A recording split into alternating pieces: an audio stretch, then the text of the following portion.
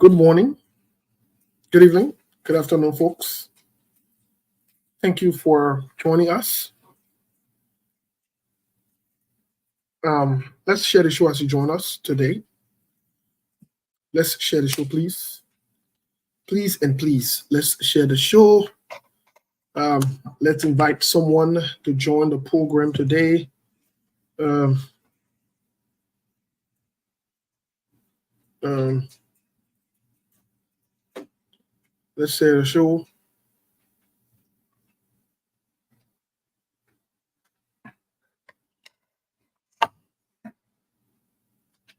Marie Pratt is following us from Atlanta, Georgia. Josh Yond is watching us from South Carolina. Okay. Let's share the show, folks. As you join us, let's share the show.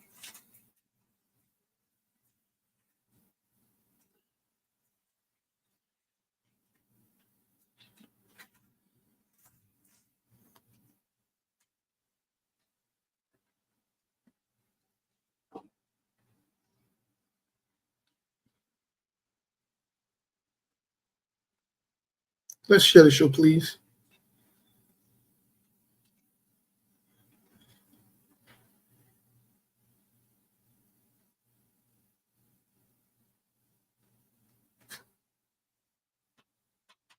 Let's share the show.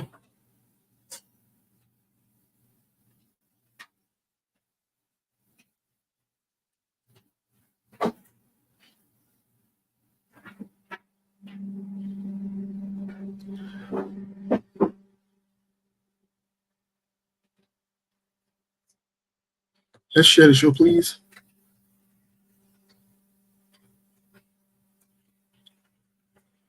Monk will be joining us. Milburn will be joining us. Doris Thompson from Silver Spring, Maryland. Doris, you know, I was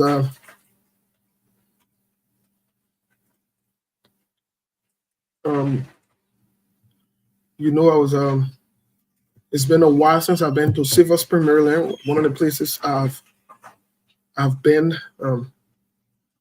I like that place. I like that place so much, so much. Silver Spring, Maryland has lots of Ethiopians. It's very diverse. Let me put it that way. It's very, very diverse. I played soccer, football there before. It's a good place to be. Silver Spring, Maryland. I've been there. Those of you watching us via YouTube, thank you. Thank you so much. Let's share the show.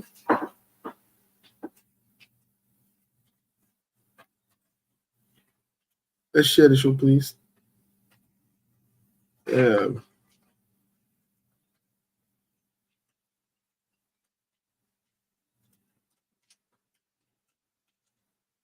Let's share the show, please.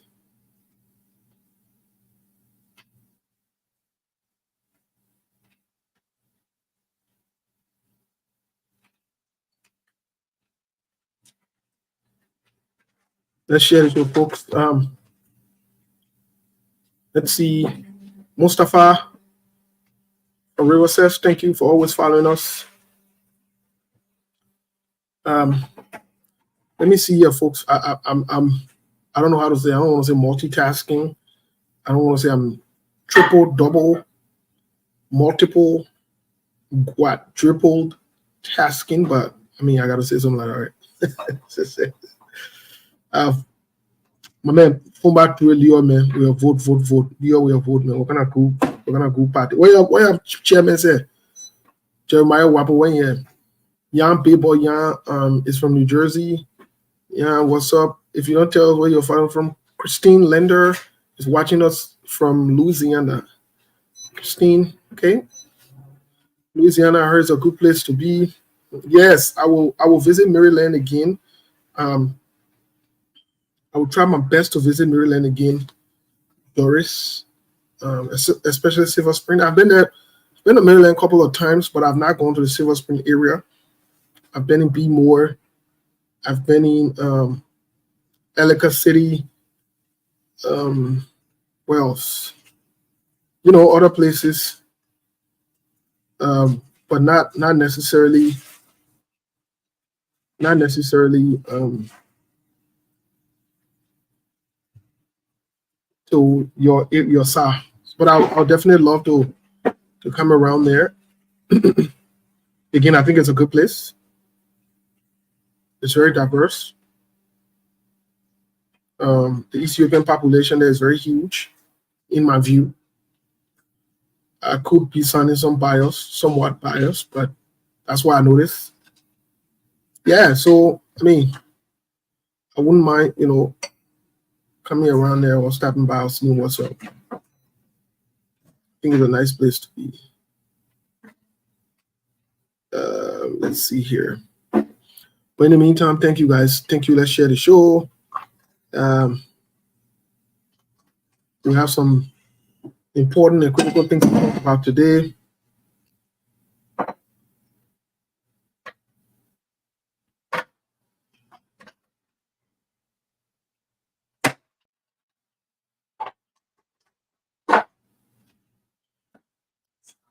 Let's share the show, folks. Alexander Boniface is watching us from Missouri, St. Joseph. Okay, St. Joseph, Missouri. Folks, let's share the show now. So this seems to be a very, very, very, very, very busy day for me. But we'll get this over with. I got lots of things to do, a lot of runs. It's very busy. Got to be to a lot of places today. I'm booked. I think I'm overbooked today. But I will manage my schedule.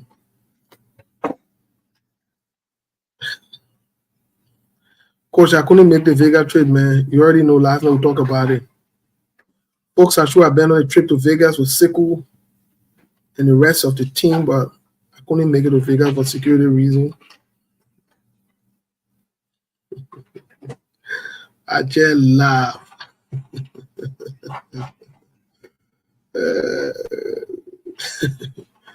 I know some people were expecting me in Vegas, but I get in Huawei. I'm not coming. Coach Abu, I ain't coming Vegas, man. Get that Vegas story. Don't bring out all noise, me, I'm chief. I ain't coming. I ain't showing fame Vegas. No way. No way. I'm not coming to Vegas. Not this weekend, though. I'm working on something. I will be there very, very soon, but not this weekend. Just not this weekend. Maybe very soon, but not this weekend. Folks, let's share the show.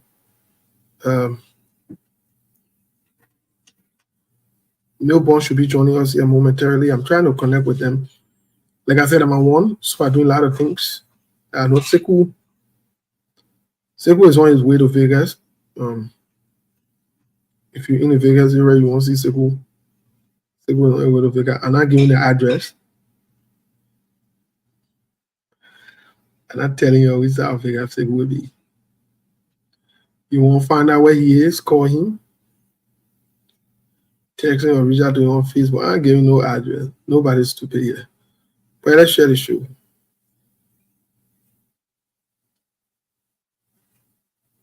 Is that near? Yep, free. Okay. Let's share the show. As you can see, I'm in solidarity with my team, Barcelona. I try to do that every Saturday. Barcelona, as we speak, has a new coach. Talked about it briefly yesterday. We'll see what the new coach brings to the table. We're on a new venture. Let's share the show.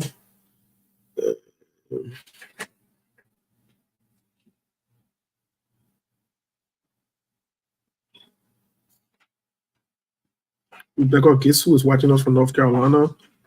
Let's share the show. Let me see why Monk will be joining us as well. Milborn and Monk will be joining us here in a jiffy momentarily. Well,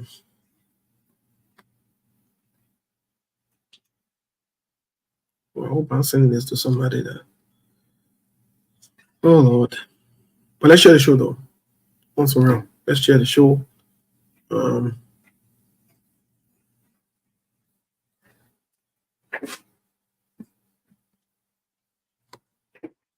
happy weekend to all of you.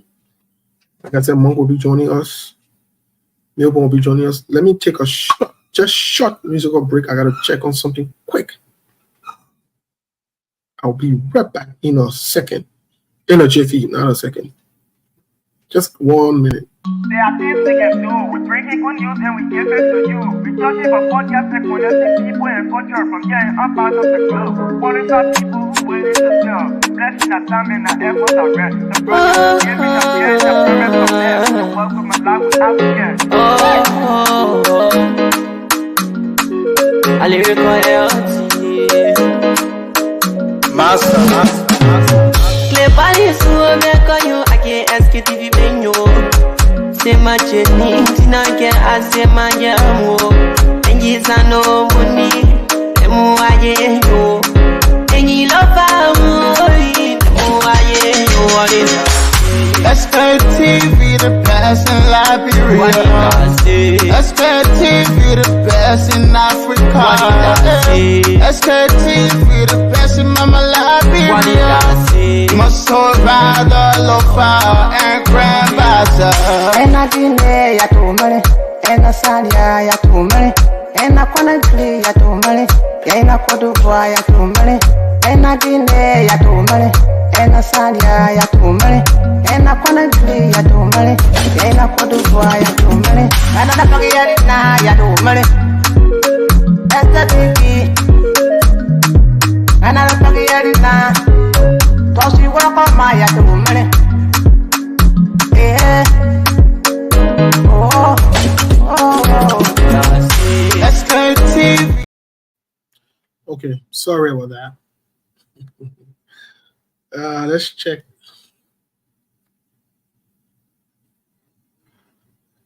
Yeah, Cebu went away to Vegas. You say Vegas hot, and the place will be the play what hot thing they can be. They play the hot, and the play you won't be. I beg you. There's certain reason they make it not going to Vegas right now. You're going to be on your own tonight. What didn't concern me? I beg you. I'm going to be in Vegas chilling. See that story. You won't be to the place what thing is hot. Yep. I beg you. That used to be here. Even that the best place to be right now, Vegas. Be to the place that hot. Yeah, what is happening? I beg you. I said we will be chilling bigly in Vegas. Nobody's to be here. That allowed me to time say I called a trip off my own. That last night, because something came up, I supposed to be doing something later on today. That will make it. But beside that trip, I was going to be on that trip live. Then they said that maybe that you're among them on our other story with the show business. I mean, will be on that story. I like to be on that story with you. So you're good there, God. Thank you.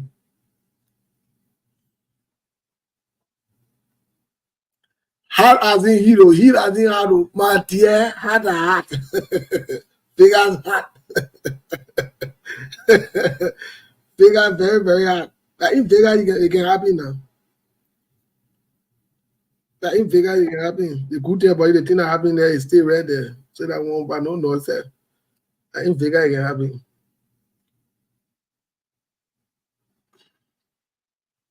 Melbourne Ben acting. Melbourne Ben acting my people. If you're not you're in library, you're not getting show your bling Melbourne Ben acting. Be able to develop your community and that of your country a lot. Beautiful song. So we are now linked up with our team right here on the program, the SKTV 2FM 96.1. They are in South Liberia. Steve, I think I had to hold you in contempt, and in fact, you got to pay the fine before we start. Because that story can we bring. If you're not watching the show, I'm worried because you see, Steve, I can be in some kind of crucial meeting, but just because of you, I come somewhere and say, "Oh, maybe." As that story, my brother. I want you stop. That story. Full of all kind of technique and that story. In my after meeting, you maybe hey, you walk out soon. Your mom say you went jog. I say that's in trouble. I think seriously, I'm taking exercise now, making sure that Yeah, you know our government here now. Even What you though take exercise for? You knew both power. What you want exercise for? Like another people you want get? What you want no, exercise? no, So I what got a you want? job. You know, say we've been talking special talk on the show. Your behavior has been changing gradually. I'm suspecting you. No, forget that thing. No, look, let me tell you, Steve, I can read the Bible and I know the everything about social life. That one nobody can tell me. No, even the manager, she knows. She can't tell me anything. I know more about social life. But all in all, you know, because of the society, like I was just saying not too long on the radio, we look at the society and the society because we don't want for people to talk, to say this, to say that. So sometimes people just do what they want to do. But again, my brother, I'm a Baptist and I'm praying to become deacon. And you know, in the book of Timothy, they say when you want to become deacon, you got to stick to one something. So, my Yeah, brother, that the requirement of a deacon so be a man of wisdom and a husband to one wife. That's the recommendation that was provided by Paul. And so, by Timothy, I mean Paul. You know, so in the book of Timothy, so you know, help I see you trying to what a God thing, but you're not gonna hold. But more, what's up, my man? Come on, we can get it. before more, Yeah, getting some feedback from Melbourne is bad. okay, so let me mute. Yeah, so let me mute. Yeah. Yeah, Monk, my man, what's up? How the weather in Minnesota, my man? What we expecting? Well, the weather is great today from the Twin Cities, from the metro area. It's clear, sunny sky, clear, humid. We don't have too much breeze here. I just came from watching the main city, the Manchester Derby in the FA Cup final, and Manchester was able to pull it off on me, and they are the FA champion. Today was one of the worst I've ever seen Man City playing. Their passes were 40. They had a lot of possession, but they couldn't convert the possession. They just held the ball and never created too many clear chances. So that's it. You win some, you lose some. At the end of the day, they took 4 in a row. I think that's a record by itself. So the FA Cup and other things, they are just added bonus, and they never succeeded in winning the FA Cup. Yeah. Well, I think that could have segmented their season if they had won it because I think they were mostly focused on the Champions League than the FA Cup. That the Champions League, when they came short in the Champions League, after it would have had a psychological impact, even on the domestic league, but they were still able to pull on the domestic league. Because Madrid won that by luck. I tell anybody, it was hard luck. There was no match to Man City. They could barely get out of their own half, but at the end of the day, sometimes you can play the best of football, but the game will go against you. We saw it between Chelsea and Barcelona in 2012. 17-1 chance created. All the possession by the end of the day, Fernando Torres walking out a goal, and Chelsea were able to win the Champions League that year. So in football, you can be having the most perfect team, but someday it just won't go your way, no matter how perfect the team is. Yeah. Okay. No matter how perfect the team is. Well, I hear what you say, Monk. Around the world, folks, South Africa is headed for elections. They're currently campaigning very heavily. Monk, on the election in South Africa, from what I'm hearing, Ramaphosa, the president, he seems poised to win a second term. What say you? You got Julius Malema and other people there who want to challenge him. Julius Malema and those people they are they are the one that created sensation in the electoral process. So Africa is not going to turn the country to Julius Malema. Look, it was the same crap we fought for in Liberia during 1979 rebel when this joker came. No experience for nothing. They just talk all politics, preach the whole thing about moral high standard and moral high ground. They never knew how to run a society. It seemed to what Bobby won in Uganda. You think that people are going to look at a country and give it to Julius Malema? Is that what people really think? Who are you referring to? Are you referring to the quote unquote progressives? I'm talking about the progressive. Look, at the end of the day, after 44 years, let me tell you something, right? We knew. Look, just because you came to school and get a degree in 12 or 14 months does not mean you can run a society. There are certain things in life that comes with hands-on experience. Those freaking progressive that came, they were all on radio. They took one and tip hotel, they bag of my 44 years later, where the country is. Can you even make the comparison? That was the end of the republic. Technically, we have never recovered for 44 good years. And people look at this thing from other countries. You think they're going to be like, oh, we're going to look at what Bobby won. Okay, even if you like Bobby won, you want for people to take that country over to a Bobby won or musician. You get or you look at a country with almost, I think, the second largest economy that people took decades to build with some of the best infrastructure and institutions like South Africa, and you want to turn it over to Julius Malema? Come on, man. Well, I listened to former President Jacob Zuma. I listened to his interview on the BBC, but I also read a transcript. There was a heated interaction with him, the reporter, wherein she brought in the allegation of corruption that led to him leaving power, and Jacob Zuma was very emphatic and very defensive about it. He went as far as I'm not sure.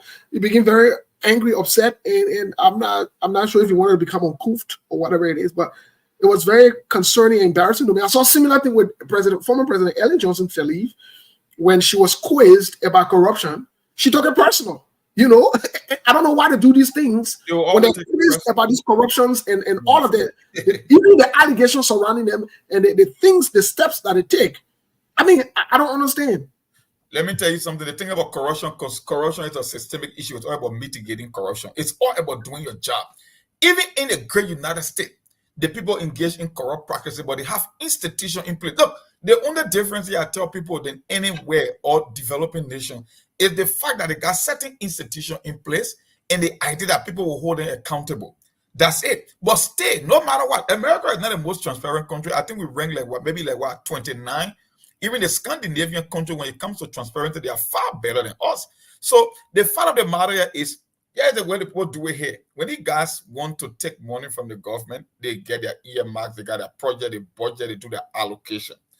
If the people are supposed to pay a role in this country, 95% of the proceeds will go to that role. You will see the role at the end of the day. That 5% in transactional cost, where they're getting a little cut, whether they do pay to play and send the money outside the country and the money come back to the charity organization, that one will happen. But at the end of the day, the American people will be able to see where their tax dollars are going. That's the difference. Right. That's the difference. So you are saying in essence, there are tangibles. People are able to track and they're able to see the return on their investments. Well, Steve, that's it. but also in the Western world, England is set to go to a general election. I saw Boris.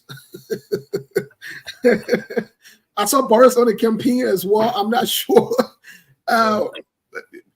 Boris was termed as, the English Donald Trump. He's very uncouth, by the way. I would use the word, people will say, quote unquote, he's crazy. I don't know. I saw Boris Johnson on the campaign too. But, they got this guy from, who has an Indian heritage that's very, popular, and, he seemed to be gaining traction around. What say you? I don't know who the English people are going to elect. I'm not following that race. The time I paid the most attention was when they're trying to get away from the European Union. Right. That was the last time I really followed the British people election very, very closely. But you're talking about Brexit? Yeah, the Brexit. Yeah, that was the last time. Since then, England too, they're trying to play the whole political correctness thing, all about the Conservative Party versus the Labour and all that stuff. So I'm not following it religiously like I follow the Brexit, the episode of the Brexit. But something caught my attention yesterday. Even today's the weekend. Today is Saturday. Mm-hmm. There was this guy who's he's an inspirational speaker and influencer. They call him Benjamin Zulu. He wrote something on social media yesterday. I don't know how many people saw it. Hold on, let me see something here, right? But where's Benjamin Zulu from, just for the record? He's from Kenya. Right. He's an inspirational speaker and youth and how to call it? He's very good, very motivational. He's very motivational. He wrote something controversial yesterday, and I saw our women and all jumping on it. I see why most of you are single and you'll remain single for a long time. That's what he wrote. He said, Benjamin Zulu says women only submit to men who show direction and are more intelligent than them. If there isn't nothing meaningful for a man, the woman will never submit. He advised men to be ahead of their women in everything, that they should wake up ahead of their women. They should show direction by investing wisely.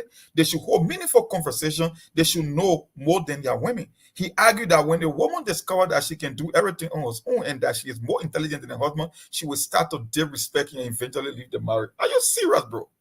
But what say you, though? What say you? What say you? If, you know, and it was one of our Liberian sisters that posted that made that post. She shared that post, and I saw all of them on it because it's like it sounds pleasing to women, right? It's like it's in the direction of them, so they were supporting it. But yeah, it's a thing, Steve. Intelligence is not limited to a particular sex. Or men supposed to be the one to show the lead, right? Or men supposed to be the one to show direction in the relationship. But for you to say that should be the precondition for a woman to submit to a man is laughable. It makes no sense. It's a contradiction.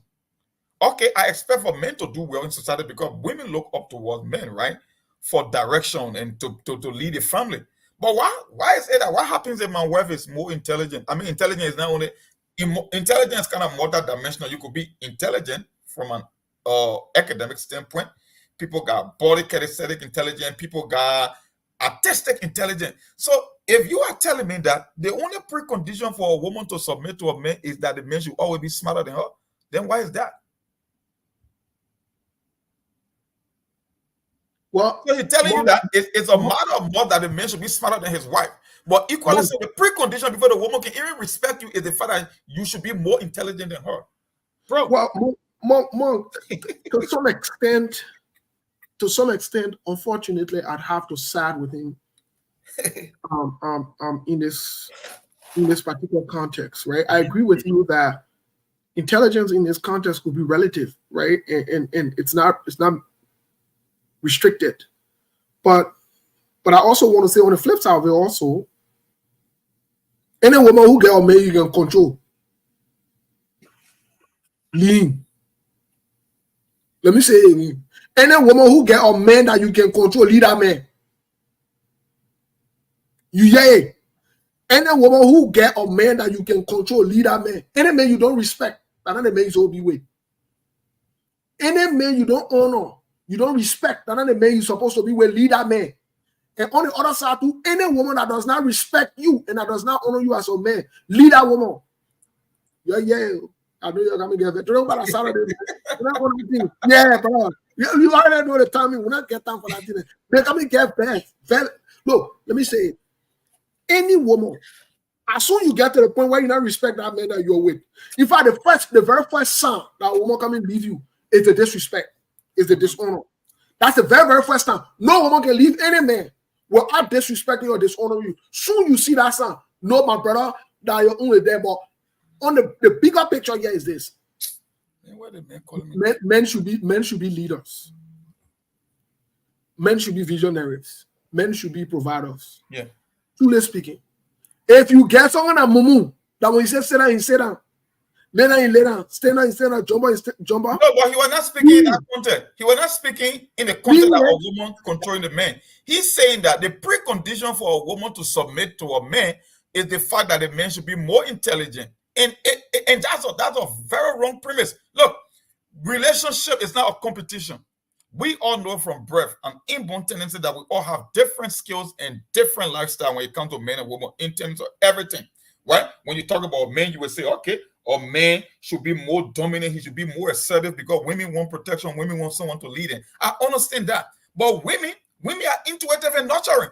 So the idea of a relationship is complementary, that we are partners. We are not in a competition. If you are telling me that the only reason a woman to submit to a man is the fact that the man should be intelligent in her, so how does that work? There are women that are way smarter than men. Monk, truly speaking, I agree with you. Yes, there are some women that are more intelligent and more smarter men. But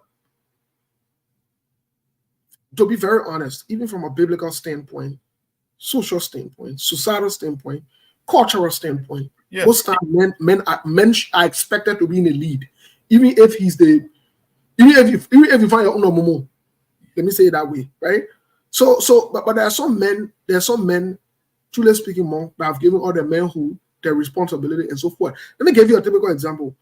Look, you can get an able-bodied man in the country that not sick, nothing wrong with him, nothing happened to him, nothing. He say not playing video game all in the house all day.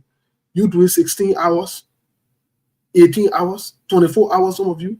And I man just flipping channel, piling up the bill, laying down there, just eating all the food. And sometimes you eat a children cereal, you eat all the food. He does nothing. Can't even watch a dish. You don't even clean up around the house. Why you got a big song in the house? Why do you have a big song?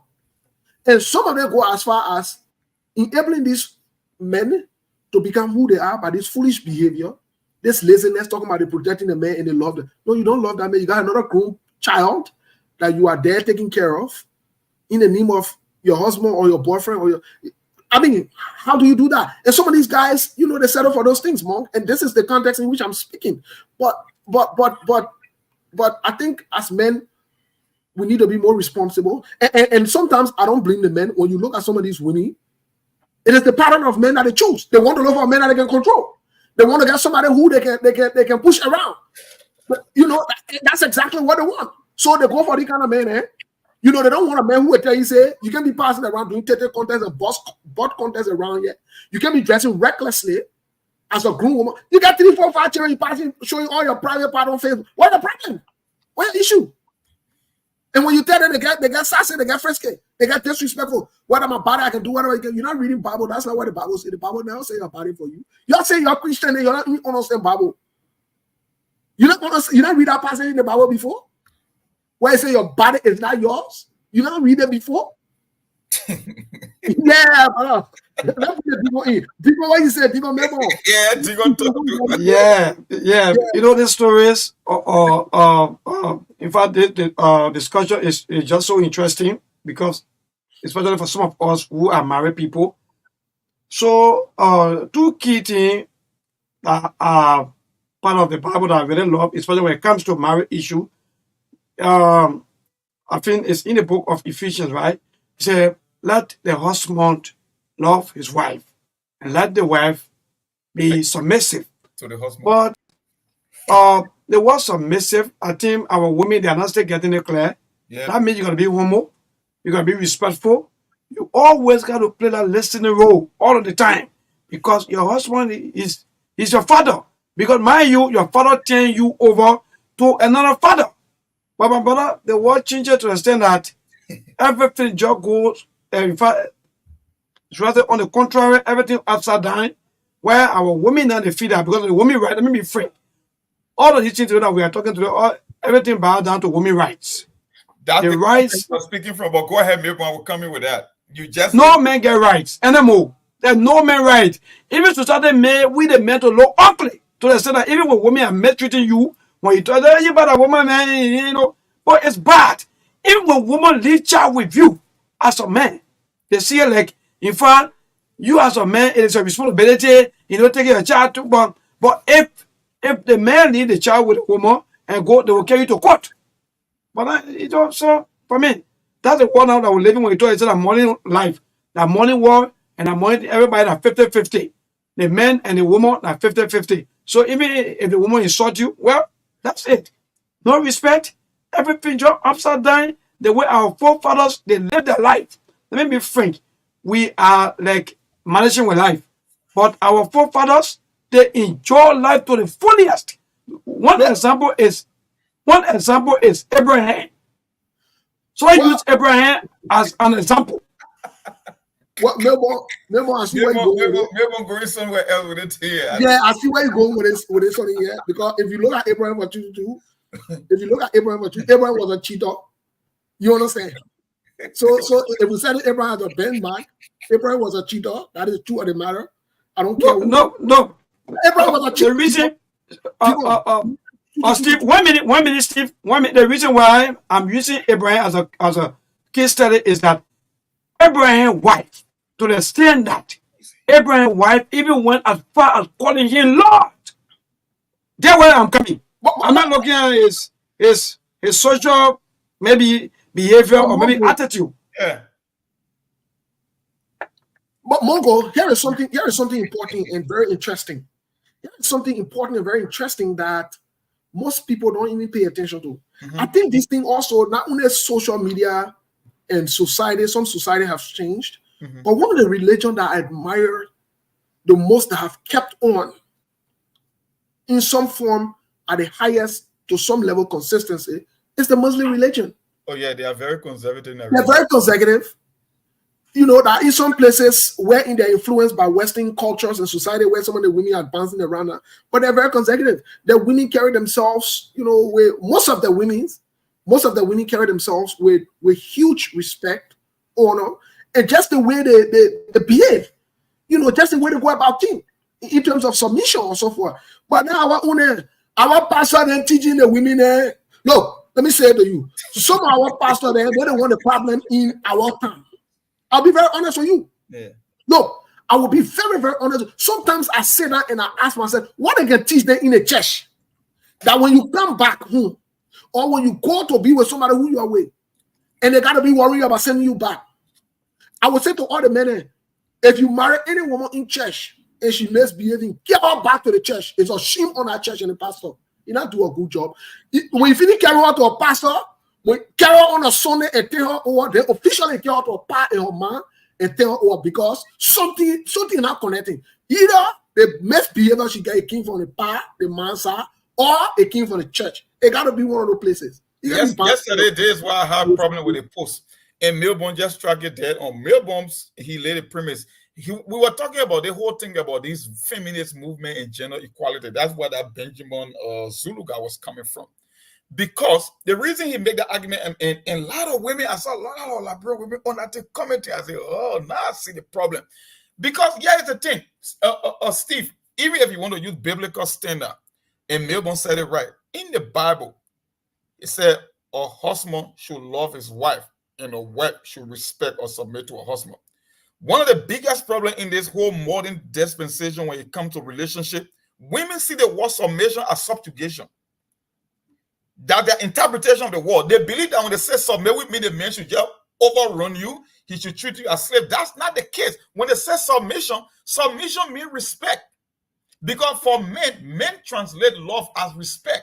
A woman that love her husband will respect her husband. Only a man can love. And I was listening to another psychologist on the same thing. He made that case. He said only a man can love unconditionally. But when I say that, look, Monk, I beg you, let me interject for a second. When I say that in public, sometimes some of the women get vexed. They get mad. Getting vexed for what? That's a fact. They don't understand some of these things that, let me say this. Let me just say this. And I'm not trying to blow no horn here or to boast or anything. There are two things are not studied the highest. God and human being. Oh, yeah. If I tell you, say, woman are able to love men, you don't have that ability and that capacity to do that. You don't. You don't. Go anywhere. Believe anything you want to believe. Go call who you want to call. Think what you want to think. No woman has the ability to love any man. In fact, when you get to the point where you start loving a man, you come and lose that relationship. Let me tell you. Here's the thing. The thing is very simple. It has been proven scientifically and historically. Men love unconditionally. Women love with condition. A woman will set standard before she can love to a man. You know, sometimes people can say, oh, you know, the girl and the guy, they started together, they were young. No. The only reason a woman will say she got interested in you, she got to see something positive about you. Whether you get it now or later, but there should be something that a woman will see in you before she can love you. Only a man can love unconditionally. I can take a PhD student or multi-millionaire, he can go to a village and see your girlfriend in the village and marry her. With no precondition. A woman will never do that. Either she will check your family background, your social status, your potential, your educational background, what they call hypergamy. Women love conditionally. Women love are always transactional. Whether it's physical transaction, financial transaction, it's always in return for something. A woman would, that's why when you go on the street, you can ask a 17-year-old girl. She will tell you that she want a tall, dark, rich man. Somebody in your family, in your whole family, nobody ever want a bicycle. You can ask a boy, why do you want your woman? He will not be able to tell you because for a man, he will love unconditionally in spite of his social status. A woman will not do that. That's why when women get to certain standard, they cannot date. Men date down, women date up. She will never date someone below her standard. That's just a fact. Women does not love. Only a man can love unconditionally. Women love with condition. They must see something, some kind of a potential in you before they can even commit to you. That's just the reality. So I don't know why people be arguing with you, Steve, on that when you want that person right. But anyway, today by easy, right? We'll get to the politics. We'll get to the politics in a little bit, because we got other news that are floating around as well. You know, when we say some of these things from a social standpoint, when we say some of these things from a social standpoint, some people don't get it. You think because maybe we sit on a show and we talk politics or whatever it is, that means we're probably not aware of what we're saying, or you know, like real politics, our life, and so forth. Let me tell you today. We got different life out of the whole politics thing. Now y'all can take it seriously. We get the only reason why I come here is to call on those government officials and the government to do what is right. That's it, and to point out the facts about what's going on in Labrador. After that, when I turn off the thing, I get a different life that I'm doing. I get different thing I'm doing. And I'm my program, and I'm my operation here. No, that's my operation. I spend 2 hours or 3 hours a day on this thing. After that, I move on. I got something different I'm doing. Look, you know, the thing that we're saying, and this might help some younger girls and other people that are coming up and so forth. Somebody looked at me before and said, you can't provide services to people who are addicts because you've never been an addict, you will not understand them. So I asked them a question. I asked the person a question. Are you serious? You gotta be an I addict. asked the person a question now. I said, when you go to the hospital and you get AIDS and your doctor treating you, that means the doctor had AIDS before you got to treat you. It won't make no sense. You don't think why people go to school, why people get knowledge, why they got experiences, why people go. Look, before I graduated from a master's program, I did a practicum with the VA. I did a practicum with the VA for 1 year. We're all being paid free. That it was a requirement for school. Even though they said 10 months, I did it 12 years. So because you get the practical experience, that's why it's called practicum. You understand what's going on, the intricacy. You get the feel of things and so forth, right? This is what people do in a professional setting. You know, that Jomo and Tay, what a guy for example, you take Emmanuel Gongwe and put him on asset recovery team because he got red, berry, and passing it around. You think you don't make no sense when you make those kind of judgments. When we say those things, you all get mad at us. But they're true. Let's take for example, but what I've seen in our society, in our times more, most of our people, especially Liberians, we like to become an experiment of the experience. What that means, in other words, is your man say you that and tell you say 2 men been not good. Yeah. You not listen to your man. You say you want to go try and see what 2 men can do. You come on there with 2-3 children, with 2-3 different people. All of them are losers and foolish people. Then you come to church, you get God heart and God man. Then you tall men and men that successful. You who? You who to be acting for successful men?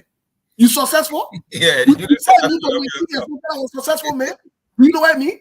You think successful men and I get something that they're looking forward to? You passing around with 3 different people. And the 3 different people holding your in drama, you're making noise. You come and bring successful men in your life so that people can go join here and fight. You're not serious. You're not even serious when you say the thing you'll get there. But you're saying you need to examine yourself. You attract a bunch of popcorn boys in your life. They're not serious. They're not staying for nothing. You can have no intellectual conversation. They don't bring nothing to the table. The only thing that for you to sleep or that for you to say the person sex and you wear matching shoe and matching shirt, that they kind of let you off. And you want to get your heart time in real life. Then you put yourself together. When you go to church and you know you read that Bible, ask God, say, God, anything you give me, I will take it. Stop passing around. Start telling. Be making noise in the town. You 40, 45 years old, you don't want to be making noise in the town. You also you wait your own light that somebody on a child might come behind you and can put their own light behind you. Yeah, because you buy the same you get different department here. You're not serious. You're not serious. So Steve, quickly, maybe a minute. I'm seeing some of the comments, and I see Mark is talking about 85% of relationships or maybe marriages are kept by how do you say I care by what? I care by or I hear by men. I don't know what you're trying to say, but I read another comment that I really wanted to respond to. Someone talking about that women over walking out of relationship or marriage. According to all right, so someone said that marriages nowadays have been kept by women. Okay, let me be frank. Sometimes the reason why more men find it difficult sometimes to stay in a home is very easy. Because you torment the womb. You make the womb to look like hell for the man. So what do you expect? The man you angry. Any small thing you vex. Some of you don't even know how to even talk, like what Steve was saying. So what do you expect from that man to do? Men will just go out, sometimes sleep there, and just be out. Because mind you, Bisana Monk, some of our women, they will keep their real self, in them until after marriage. Then before they start bringing their attitude outside. That your second can say hard time. Look, you get somebody. Look, let's be honest. You get somebody who from the beginning you already notice that the person. Look, you got to pay attention to as well. Let me say this to our brother. We are falling victims many of times, even though we don't come in public to complain, but we are victims. We are victims. You get some our sisters who operating on identity theft. They put all these false makeups and all the funny things on them. They fool us. They fool us. They go and put silicons in them. They fool us. When you start to retaliate to fool them to then again there, they go cry on God. You so that you want God so yeah, God can hear or two. Anyway, monk like that, you won't get to the point. God can hear or two. You're not seeing that. We're waking our brother. We're waking the conscience of our brother too. Yeah. It's 2020. Look, you with your anyway, your 50-50 will be inside. Anyway, your care will carry there because we need to make sure we let you know what is going on. We understand your tricks. You go sit down. You get false hair on your head, false eyebrow, everything false. Then you won't fool us. Then when we discover that you were false, we don't want to be with you. You make it out of while. You don't see nothing yet. Yes, you said it right. I read it for the comment. I like to listen to the public radio when they bring those experts on the radio, like Minnesota time. It comes on like 9 o'clock in the evening time. I be paying attention. I be listening to those psychoanalysts and those psychologists, people that been marriage counselor. They've been talking. They were all guy were quoting statistics from the Family Research Council. The men say in this modern dispensation, because of the new standard and culture that has been set, 4 out of every 10 women or women will be single for the rest of their life. Can you imagine that 4 out of every 10? But the Bible says, hey, look, you know what the Bible says? The Bible talks about the time wherein women will only come to men and say, I don't want anything for you, let your ninja be on me. But you know the one that puzzles me? They're not that one. They're not even understanding the timing. That they the one can be passing around trying to make things hard. You're plenty.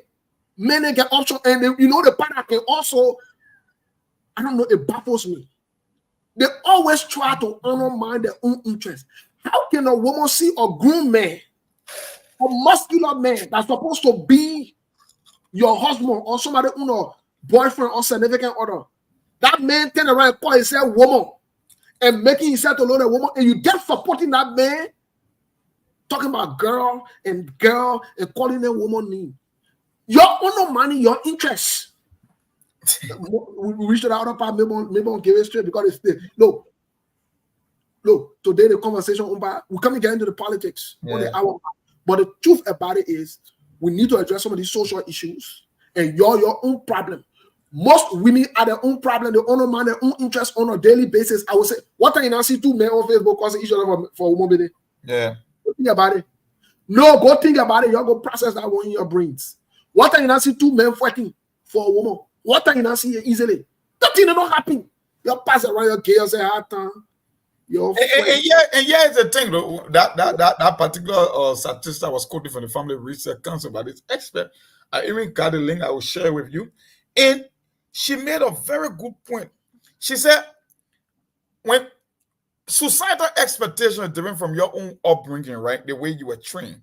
And the societal expectation at certain time and point of women, they come with a biological clock. I'm not saying that a man should be uselessly electing that he got all the time in the world, but traditionally, society tends to question a woman the older she becomes in terms of relationship and marriage, right? And the vast majority of the time, most women grow up with a high expectation about men. Like you said, you want tall, dark, educated, rich, and handsome men. And the question is, there are only very few of them. So you spend almost your golden years in your prime of your life as a young woman looking to meet that particular person, that particular figure that you want tall, dark, handsome, rich, and educated. And it takes years.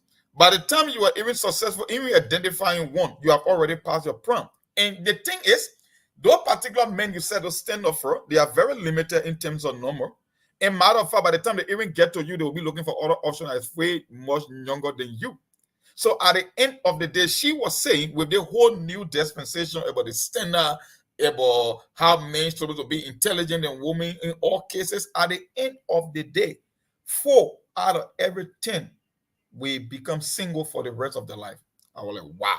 I'm listening. I'm here taking note. I never saw it that way. She said that's just the reality. And the same thing that happened with that post that got made. Look, my brother, we expect the woman to submit to the man, but they are not in all cases. Submission should not be a prerequisite.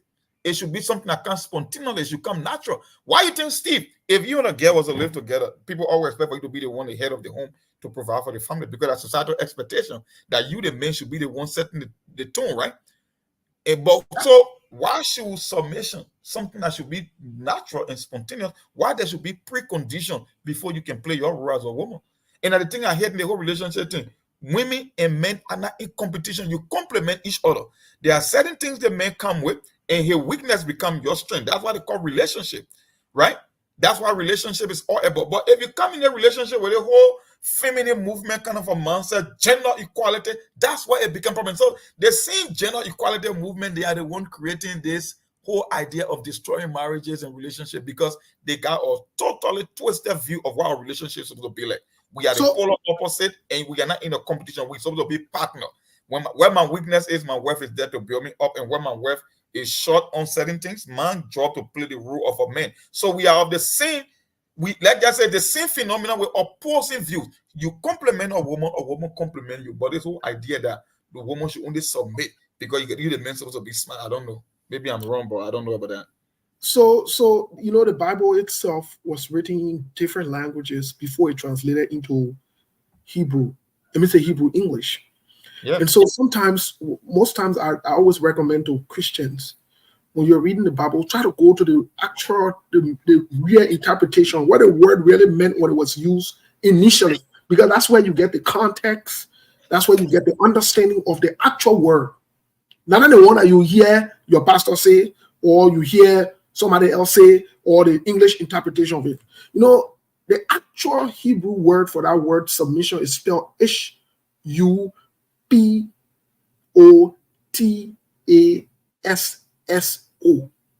Now, in the English where they translated that word, the original meaning for that word submission, which aligns with what the woman was made for in Bible, the original meaning for that word is, it means, when that word was used, it means to get under, to uplift, or to put in order. That's what it means. Now, when you look at the reason why God made woman, it says for woman to be helpmeet. In other words, it's more of a support system. Yeah, a support. Exactly. That's why it translates to. But when we English people look at it for we see submission, and some men abuse this. I'll be clear on it. We see submission as, anything you say that the final say. Subjugation. That's why they interpret submission to be subjugation. Exactly. And that's not the fair interpretation of it. And so when you go to your church and you pay your time, your offering, which is your free will, ask your pastor to explain what a real submission means to you. Some of your pastors do not even know the Bible. They don't even know the translation. Don't God call me pastor, they're not your own. They're the ones creating problem for you. I'm being very honest. They are the ones creating more problem for you. So when you hear this word submission, keep it in the context of more of a partnership. Submission means you are support. You are there. You're not there to be defiant, challenging, disrespectful, causing the men. I see. Look, Monk. I hear when you hear some women there causing the men who were there. How you will cause a man that a man useless, but you get 3 children with that man? That means you let useless men. You yourself, you are addicted to useless men. Of course, people all day for no reason. Maybe soon we'll start getting to the interesting part, you run away. But we'll come and get to the politics. Right. Yeah, sorry. Sometimes this thing happen, but I know that technology. So I'm okay. So we can get into politics. The word submission, and that's where in Liberia and in other places in English, it's been misconstrued. Let's be honest. The word submission comes from the original Hebrew word. Go look it up. That original Hebrew word of submission that was translated in English after it went to Greek it got translated in English. That original word is spelled HUPOTASSO. And what it means, when you hear the Bible say winning submit to your husband, what it means, the original translation means, it means for you to get under.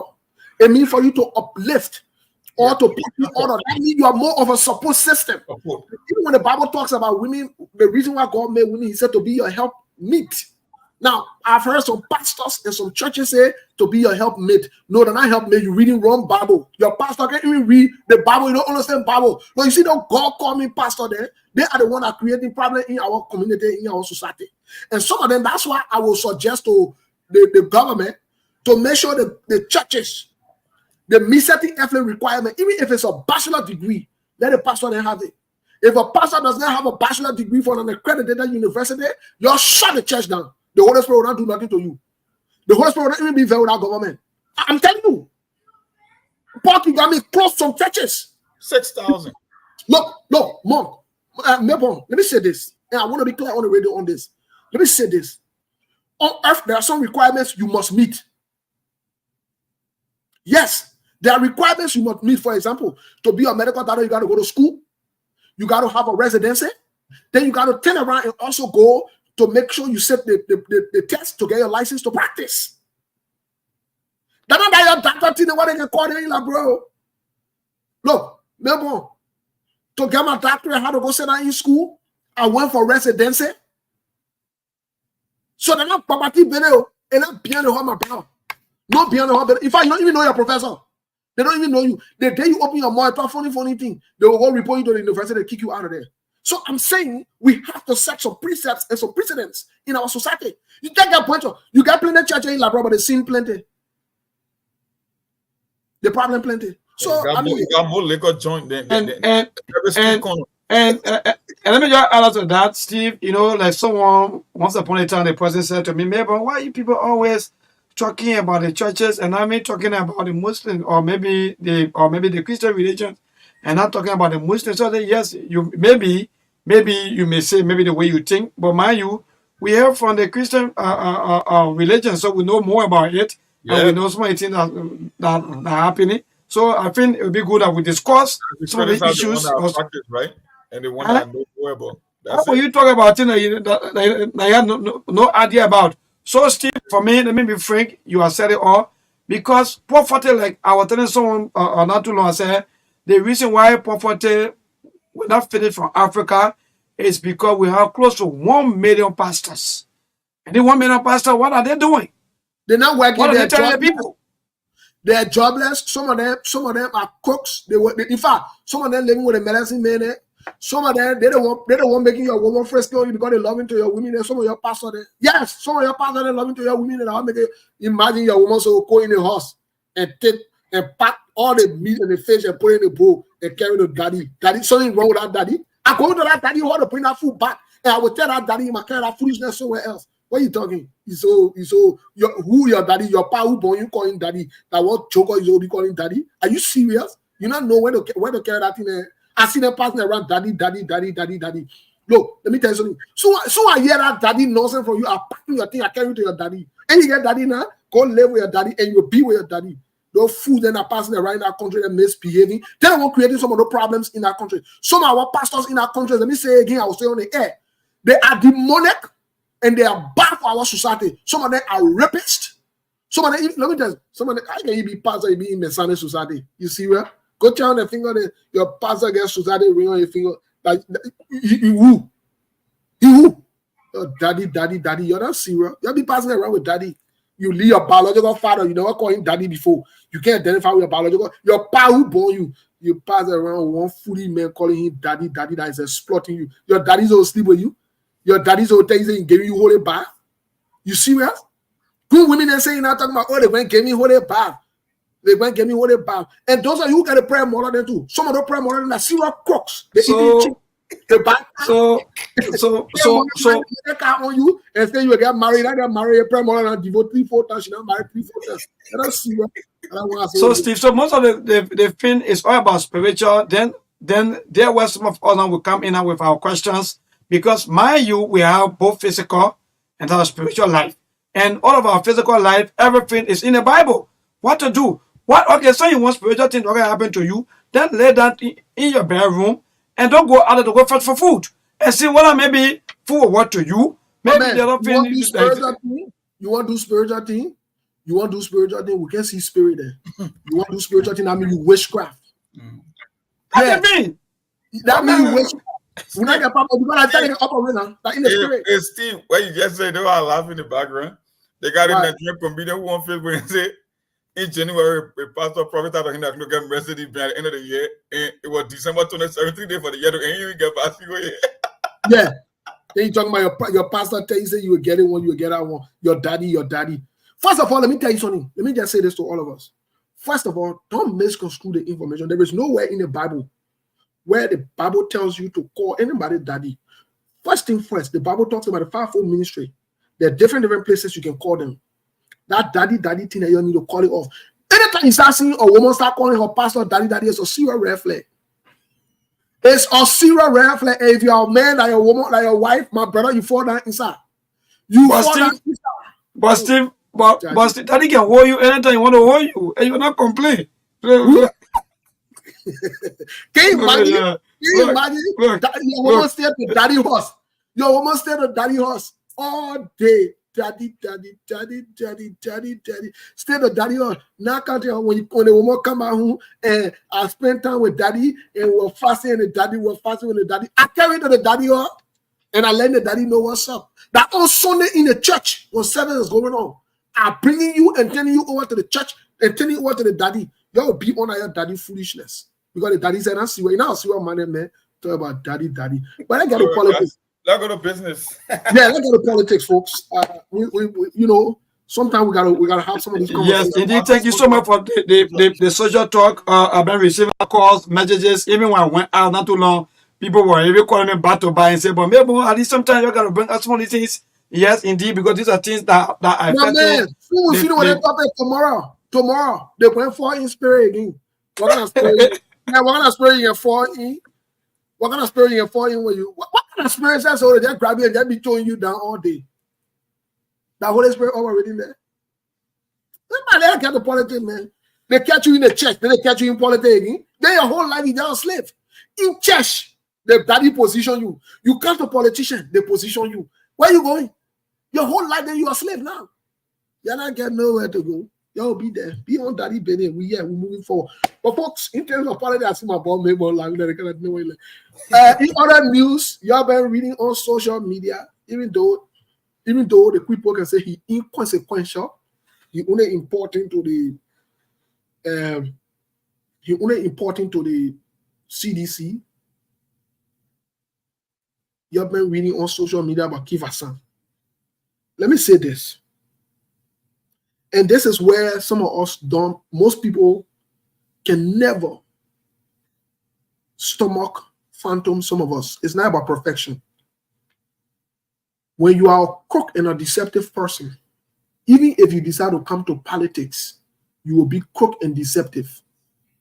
Politics don't make people criminals. Criminals come to politics. Crooks come to politics. In fact, when you come to politics, especially in our country, and who told you politics was meant to be deceptive? Who told you it was meant to fool people? Who told you it was meant to lie to people, to rile on them, especially the innocent people? Who told you that's what it was meant for? You know, I've been reading on social media. Keith Hassan going back to Spoon, and they wanted somebody to call me about it. Let me say this. The Keith Hassan, the Spoon, the people who promoting it, the people who part of it, all of them are not serious people. And you're talking about costly and deceptive. I see them putting the more politician in. The fact that you're a man saying you can't even stay in your own ground. You got to be flip-flopping in your life. You are not consistent. You are inconsistent. It speaks volume of who you are. So I told the other person, I said, I don't care what Keith Hassan legacy can move with standing in that one of the business. Now why Keith Hassan then support? Imagine Keith Hassan was a proponent of George Weah, promoting George Weah. Why George Weah were in huge corruption allegation. Keith Hassan was supporting. Did you expect anything from them? Did you expect anything? That the people life, that the lifestyle, they got no different life. They don't stand for what is right. They will never stand for what is right. If you choose to support them, go with that. But the truth of the matter is, not everybody, not all Liberians are corrupt. There are good Liberian people. Don't wonder why you see flip-flopping. 1 million a year, 1 million a year. Oh, that politics. Oh, that politics. No, not politics. You are deceptive by nature. That's who you are. Not politics not make you crook. Politics not make you to be supporting the wrong people. Politics don't make you to go support the wrong thing when you know what is right. Now I will talk about people like John Molu and other people that you say Joseph Baga and government were corrupt. And you can't probably say, oh, I support Joseph Baga. John Balu then. All the John and just fall in line. But they'll be fine. They'll see that side. The Labrampo seeing them now. And we also will see them. You know what's up. Anybody wants to say, I think I prefer or we think we prefer SKTV than your business. I don't care. But one thing I know, I will not break principles. I don't suck up to my friend, man. No, I don't suck up. I'm not going to suck up. Especially if I know that you are a criminal and you are a corrupt person. I don't kiss up. I don't suck up. Y'all be passing around sucking up. Y'all go to them. Because and the slave mentality we're talking about here. You're a grown man who be sucking up to your friend, man. By the way, Monk, in other news, the United Party is saying that they're bringing 285 machines to the country. Moving machine, yellow machine for sure, right? Yes, yellow machine. We've been looking into the yellow machine conversation. We'll spend some time on it today. But Monk, I just wanted to ask you, because the topic today will continue to, what is the Unity Party-led government under Joseph Boakai and Jeremiah Coon's priority? What is it? Well, for me, I'm yet to understand. I'm yet to get the priority. They got a whole lot of issue. Even the 100-day deliverable, I was against it from the beginning. I'm not a fan of Joseph Boakai. I would never support Joseph Boakai in this day and age. Like I keep saying, he won the election, but he remains the president of Liberia. If Joseph Boakai take the right direction, we will keep calling it and saying it and giving him credit. But the fact of the matter is, when you come to the presidency with just 6 years in power, especially in the society like Liberia, with punch-up challenges almost at every level, you want to have a priority. If you want to focus on road, that road. If you want to focus on reform, it's reform. If you want to focus on the economy or agriculture, Joseph Boakai got tons of opportunity to make use of. But for that 12 bullet points in the name of delivery, like this is just too much. This is not achievable. It might look pleasant on paper, but the implementation, don't forget, I tell people all the time, in Liberia, you got 2 seasons that are distributed evenly, 6 months, 6 months. So when you are given 6 years in Liberia, technically, when you want, especially when it comes to infrastructure project, you know the rain season is a showstopper, right, in Liberia. Even your regular hustle, when it's raining, you will stay home. So if you get a 5 to 6 months of heavy rain or heavy downpour of rain, you don't have that much to achieve within a year, especially when, like I said, infrastructure, mostly like road and construction, the rain is going to slow you down. So technically, you got 3 years or more. That's the most you can take from 6 years. So if they are focusing on reform or corruption or infrastructure or agriculture, like I said, you can only hit 2 or 3 of these things and just set a legacy for yourself. Look, Steve, I prefer doing 1 or 2 things are the best than to believe that I can do so many things. That's right. You know, it's one of the things, it's one of the dichotomy when it comes to human psychology as well. People get the notion they can do so many things. No, the great ones I all remember for one thing. The moment they call Tiger Woods, the first thing that comes to your mind is golf, right? When they call study, that basketball. When they call Gandhi, they talk about people who brought about social reform study. They are noted for one important thing. I don't know if anybody on the planet can do 12 different things in a presidency. Even in the great United States with all the resources, president only come and focus on few agenda. Maybe 1, 2, or 3. 3 would be the most. That is, we mean then he exceedingly successful. 1 or 2. But you come in with 12 bullet points. You want to do agriculture. You want to do sanitation. You want to do road. You want to look, my brother. You only given 6 years, and I don't know. I don't know what they're really trying to achieve. But the whole thing, I don't want to play politics with these or moving machine or tractors or yellow machine. People but let's look at the earth or moving machine. What are they used for? What are those things used for? I guess they are nothing but yellow machine and bulldozer for roads. It will be for roads construction, I guess. Well, some are claiming also that these are for maintenance of roads. But let's keep both in context, right? Let's keep the first part of it. So to do roads. Well, 22 million was given a few months ago to do the roads, and they said they completed those roads. So, and again, part of it also, let's take this step by step because I want us to start with it. should it be the Minister of State with our portfolio announcing these things? Is this what's done in governance? Is this her role in the first place? We'll keep the machines first. We'll get to the machine. What is the process? What is the protocol here? How does it work? Should it be the Minister of State announcing this thing? If so, the Minister of State can do that, but I will look up to the Information Minister. And exactly. But second of all, yeah. Abachie and other people are raising suspicions on this and call it opposition or whatever it is. It doesn't matter. The truth is the truth. But call it opposition. It is alleged. Abachie writes, he heard on EFBC that 285 earth moving equipment coming to the country. He has some very legitimate claims here, Abachie. He's asking, what is the process, the procurement process? Is this donation? How did they get this? Who did they get it from? Look, they're not private thing you're doing. They're not favor you're doing for people. It's like I take money from Monk. And I say, Monk, I'm going to buy water to the store. That is the purpose I took the money for. When I go to the store and buy the money and buy the water or pay for the water, and if they're going to deliver the water, it's part of my responsibility to give account to Monk and say, Monk, I pay for the water. Here's the receipt. They never gave me change, or the receipt said they gave me change, and here is the change.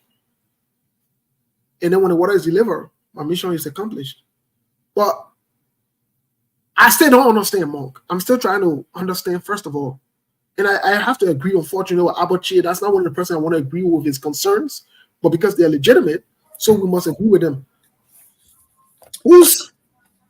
How did they get these things? Where are they getting them from?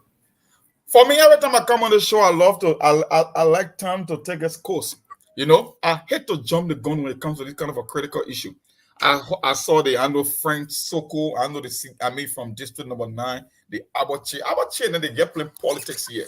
It's not about transparency. When Abachie became interested in transparency, when Frank Soko became interested in transparency, look, they told us that the people are giving 22 million. They filed a matter. My first celebrated to bring in 258 F moving machine. That's a very good thing. I should give the Boakai government credit for that. Then I can do the investigation later when you come to the procurement or the competitive bidding process or where they get the money from, whether it was a gift. Okay, then it makes sense. But I'm not going to be this premature as to talking about accountability. The fact of the matter is the machines are in Liberia. They are going to be used in Liberia. Who knows if these machines are part of the 22 million that were allocated to the Boakai administration. So I must give them credit first. Let me tell them, express my gratification for the fact that they can bring such a huge quantity of machines for roads. Who knows? Maybe Joseph Boakai want to bring the farm to market road system back by grading all the roads in all the county and maybe empowering the rural development or the public work ministry by giving them more tools and resources. So I will give them a little time. They will come forth because people are going to ask this question when it comes to the accountability, where they got the machine from, whether they took additional loan, whether they were given to Liberia as a gift. We will wait and see. But this early stage, especially for sedition, look, I understand the politics, but I don't want to hear from seditions. Because they're not. Yeah, but we can also say because we don't want to hear from seditions. It doesn't have that moral standing to even question the Unity Party-led government. Even though they're supposed to do it by virtue of politics, but no, when it comes to that ethical standard, no, it shouldn't be the people I should be listening to. I want to hear maybe a Taiwan Gonglo or comments asking about where Joseph will take this machine from, it will allocate the budget, whether it came as a gift. Not Abachie and French Soko. No. Mark, you can say that, but on the flip side, there are Liberians, one, who the concerns they've raised are legitimate concerns. In as much as yes, we can shame on them, we can call them out, but we can't negate the concerns, or we can't neglect those concerns and say, it shouldn't be coming from them or so forth. At the end of the day, they are in opposition, and they have the right to raise those concerns. Yes, we can question them, say, honor your leadership or honor your administration. Why didn't you guys raise these concerns? So it's a sticky place to be, but at the same time, we have to also come to terms with reality to understand that, this idea that we got to wait and see what. No. And that's where me and most people don't agree on this. Oh, let's wait. Yeah, it's a good thing that they're bringing this. No, for me, it's not a good thing, especially if you're not giving me account of what you are doing. You got to keep me in the loop, because we have seen this before. And for the record, I don't think the machines are in Liberia yet. I don't believe so. There is no report of the machines being in Liberia. According to them, they're going to come. So those are promises, right? All right. I'm not But let the machine get there. If that's the case, if we are wrong on the machine being in Liberia, but let them give that. Look, Steve, the people, they are public officials. They will give accountability. They will have to tell the Liberian people where they got this machine from, who's financing the project, whether it's part of their role agenda, whether it's part of the 22 million. But I'm just saying, just for the fact that people, okay, if you want to make the case that the machine is not even in Liberia yet, then how do you start questioning about accountability if it's just a promise? Who questions? Yeah, because they said it, and so we need to know. No, I'm not going. Yes, that's nobody forced them. They could have waited for it to come. Look, let me tell you something. Let me tell you something. Let me say this. Let me say this to you and maybe other people who are listening. When you are dealing with people who have questionable characters, who have shady characters, who have records of not being transparent, you don't want to give them any kind of inch or yard. You can't remain quiet with them. They will play you and they will take you for a ride. With the Joseph Human Boakai-led administration, 4 months in being power, they have not been transparent, starting from Joseph Human Boakai.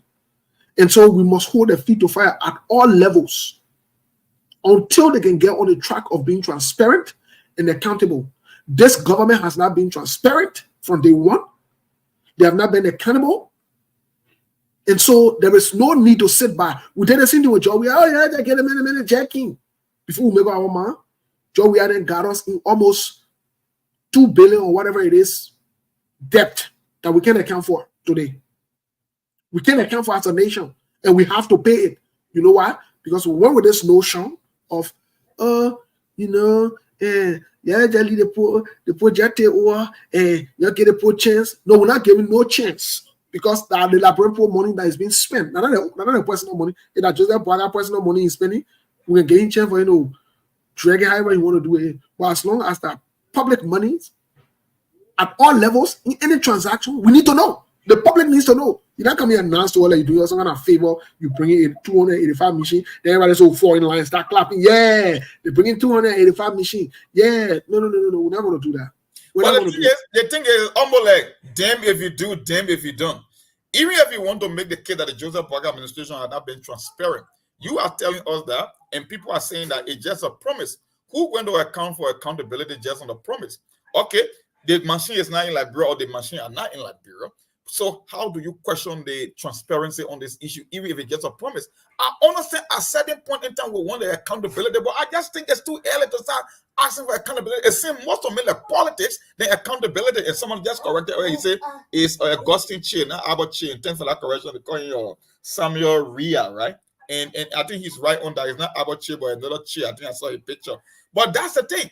Look, that is one of the problems in Liberia politics. Yeah. It's one of the problems in Liberia. It's like we are so consumed by the politics that we'll be wishing for someone to be a failure. And that's what these guys are doing from the CDC side. You want to tell me that it's a promise. Okay. If you say it's a promise, the promise haven't been kept. It's a promise the machines are yet to hit Liberia. So how can the Frank Soko, Sando, or Safoko and the other people be questioning about accountability just on a mere promise? What happens if this machine failed to even touch ground?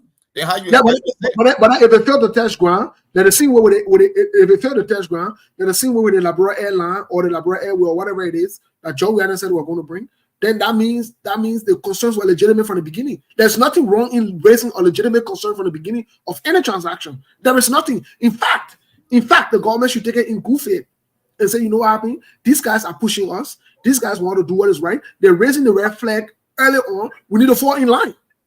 We need to do what is right. So even if they want to do any kind of shenanigans, this will put them back in place to say, no.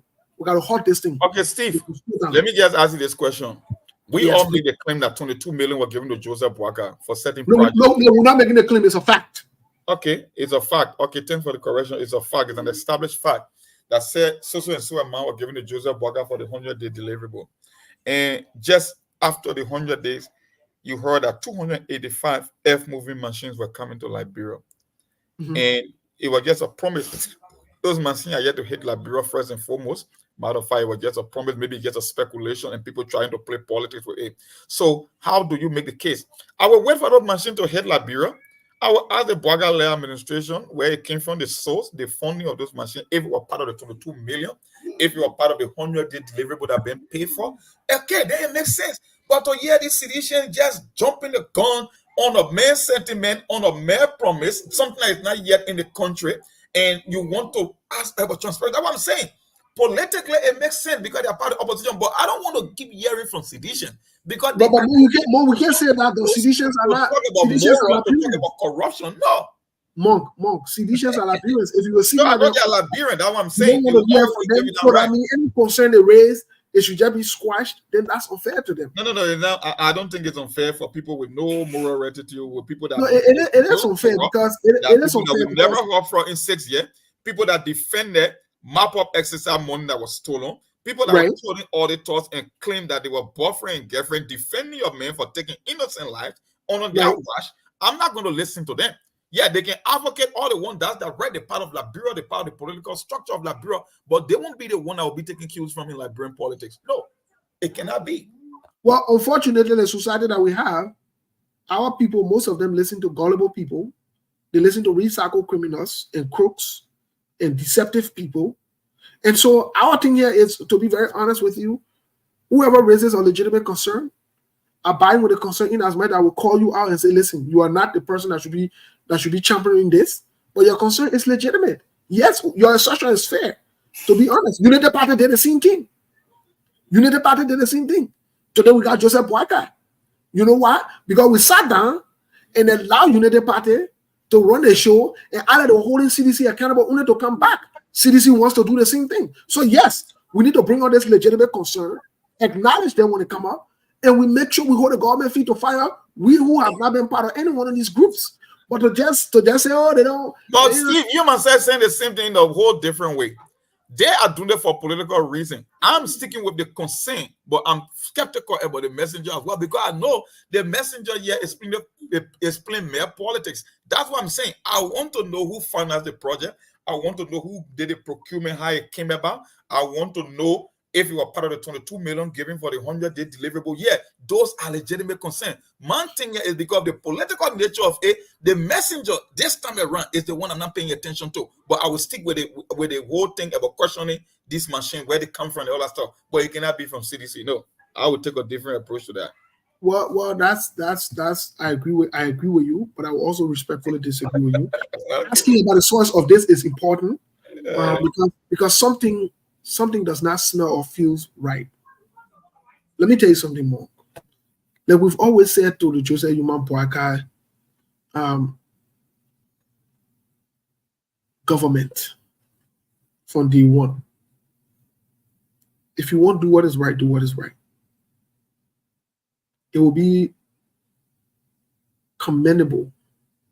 It will be the right thing to do if you disclose your sources. This is government. It comes with transparency and accountability, openness. All these little games to create suspicions amongst yourselves or on the government is not necessary. You are bringing so much attention to yourself for unnecessary reasons. People want to know where these machines are coming from. It's not necessary that it's a bad thing. For me, I don't commend things that I don't know the sources of because I don't want to get funny face tomorrow. I don't want to come in and say, oh, yeah, they're bringing a machine. Yeah, thank God, wow, they're coming to clean the plate. Then today or tomorrow, we need to note.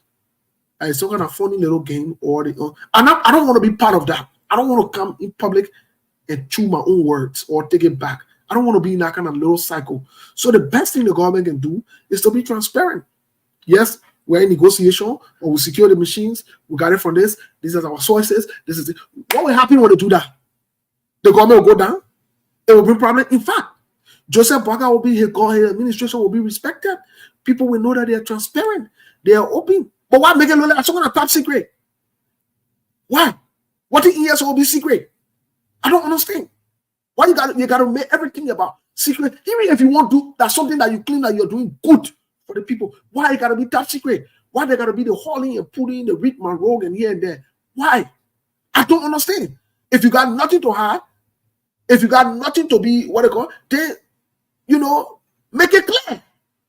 Simple. Make it clear to the people.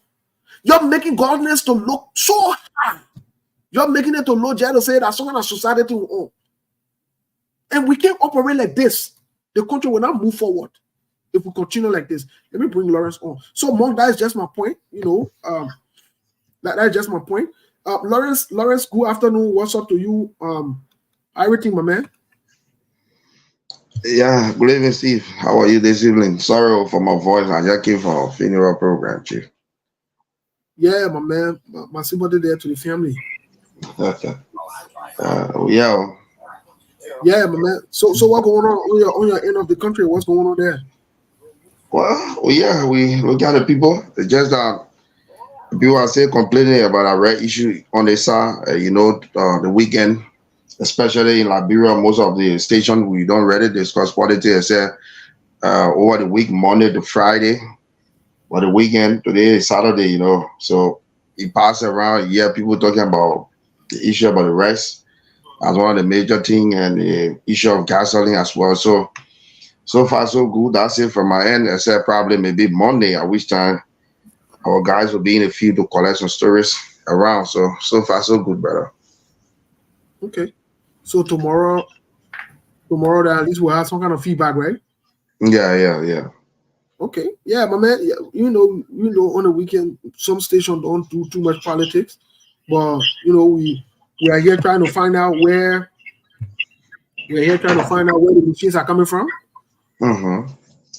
I know the government, I'm not sure it's a distractionary tactics they're on to talk about these machines to make it a conversation while the rights and other things are looming. I believe this is a deliberate strategy from the Unity Party-led government to talk about rights. Steve. The issue about those yellow machines is one of the major things right now people are discussing. I just saw on Facebook they are saying each of the county will receive 19 yellow machines. Yeah, so we following it closely. We'll see what happened in a couple of days. Yes, and other people are raising legitimate concern as to where the sources of these machines and so forth. And that's what we were discussing before you came on. People want to know where they got these machines from. And I think it's legitimate. For me, it doesn't matter who raised the concern. I think we need to know. Yeah. The public needs to know. Because there is no time for games. And so that's why you met the conversation. Monk, what say you? I know you, before we get to the lines to hear from people from Liberia, what say you? Well, I already taken my position on this whole machine thing. I'm going to wait. I think there was a reason that it came out. So we will get the details. I know we'll get the details because I don't think it's something that could be done secretly. You're talking about 258 F removing machine coming to a country. So it cannot be secret. It's already out there. We will ask the legitimate question within due season, but I will give it a few days. And I know the Boakai administration will come up with some announcement, and we will get to know about the funding. We will get to know about the sources of this machine, whether they have grants, whether they were given free, whether it's part of the Joseph Boakai or Rose project, whether it's farm to market rule or rural development project or county development project. We will see. With time, we will still get the details. I'm just now taking a position this early while the administration is yet to come forth. I know they will come forth on this because it's not something that could be done secretly. It's not like you're going to negotiate some rest deal with few Lebanese guys in the room. No, they talk about bringing or machines in their hundreds, so it cannot be the secrets already out there. They will tell us in due season. I guess that I'm sure of that. Okay, wonderful. Yeah, but I see your boy. Amara Kone. I'm not sure if he Senator Amara Kone. I'm not sure if there's anything new, but like you said, he's been one of the huge haters. When I say haters, I don't mean he hate Joseph or I don't hate the government, but he's been pouncing on them. He's been calling them out. 4 days ago, he talked about the 100 days deliverable, which out of it, they scored 10%. So I mean, and the Daily Observer took his piece also and ran with it. But I want us to go back a little bit to the idea of the retreat before we take some calls. Mark, what do you expect? Do you think this is a reset for the Unity Party-led government? What say you? For me, the whole retreat, the thing about retreat is almost like you work in a corporate environment and you guys having quarterly meeting or weekly meeting or update as to know where the group is headed on their projects or whatsoever investment, whatsoever you put funds into the business. And for me, the whole thing about the retreat for the Joseph Boakai government is almost like, I think he himself realized that this is not what people expected at the very beginning. There are a lot of missteps, not even a lot, but a bunch of missteps. And I don't want to believe that he would prefer his government proceeding in this direction. Maybe it's a call to action. He got to give a cabinet member, an able-bodied lieutenant, something to look forward to. He got to be clear on the agenda. Because the reason I keep saying this is every leader comes to office with an agenda. Those ministers and deputy ministers are just there to make sure you realize and you hit your target at the end of the day. But you must also give them a clear path. You should also give them something to work with. You should define their roles and responsibility as to what you're trying to achieve. That's the only way they can help you. And the Boakai government, my only problem is they've been all over the place. The old man, I know he up there in age. He been in the system for a while, but equally so you cannot hit on all cylinders. You can only focus your attention and resources on few things and do it to the best of your ability and leave a legacy for yourself. That's my only problem with Boakai administration. It can be one day audit, another day this, another day no. It can be all over the place. And I think that's why the retreat was all about. I think he realized it from the beginning because it's too early, but it's a good thing either way that you're calling for a retreat to hit the reset button. And it's not lost. He could do that, and I applaud him for that. Even though the theme of the meeting, it was an emergency session because of the escalation in commodity price, mostly rice, and this issue of corruption being all over the place. So it's a good thing either way. So in essence, you are still sticking with your assertion that the Joseph Yuma Boakai administration does not have a priority. Monk. Hello? Sorry. In other words, you're sticking with your position that the Joseph Yuma Boakai administration does not have a clear priority. Yeah, I'm yet to understand a clear priority. They got a list of things to tackle, but in terms of priority, you see, you can be having a bunch of things on your bucket list or in your bucket list. At the end of the day, which one are you going to prioritize, and you will be able to, that you give yourself a much higher chance of achieving everything left to a probability. The question is, if Joseph Boakai is going to focus on rule, that's a legacy setting agenda. You can focus on electricity. You could, whether it's rural and electricity, you could focus on agriculture. And Simeon Freeman said that agriculture produces more jobs and it creates something for food security. That alone could be an agenda. The question is, if I'm looking at that whole 12 bullet points about this so-called deliverable, Mr. President, just tell all the 3 or the 4 that you're going to give the most priority, that at the end of the 6th year, we can say, yeah, it was because of Joseph Yuma Boakai that were able to achieve it. That's what I'm looking for. I want to see that clear direction, that clear path, and those few objectives that will be attainable and that he could really hit the ground running with. That's what I'm looking for, and I'm yet to see that. Okay, folks, if you're just joining us today, we're trying to figure out the Joseph Yuma Boakai and Jeremiah Cohn's administration's priority. We want to know what they really prioritize for the Liberian people, because in 4 months, it seemed like they went all over the place. One minute was asset recovery, another minute was transparency and accountability. Another meaning is I just don't know. You know, they seem to be all over the place, which makes it a little confusing and complexing for all of us. So maybe we'll ask Lawrence to see if we can take a few calls. If our callers are out there and they know the Joseph Yuma Boakai priority, they can let us know. Those of you from back home, let us know if you know the priority. Maybe we don't know. You can come and educate and inform us. Please, let's try to make it 1 minute so we can get enough callers. Let us know, please, because we saw the arrest agenda turn into 12 bullet points. We see nothing in the 12 bullet point after 100 and after 100 days. So we really want to know what the priority is. Okay, let me see what I can activate the lines from here. 0778 25 50 50, 0778 25 50 50, 086 02 13 02, 086 02 13 02, 0778 25 50. Those are the number you can call. Have a fresh call on the phone lines. Yeah. Good evening. Your name? Where you come from? I'm okay. Your name? Where you come from? You say your name? Okay, there you are, Chief. Thank you. Thank you for the show. You know, my problem here is that this country would believe that if workers, I don't know what we say the benefit of workers on this would be. I don't really get it.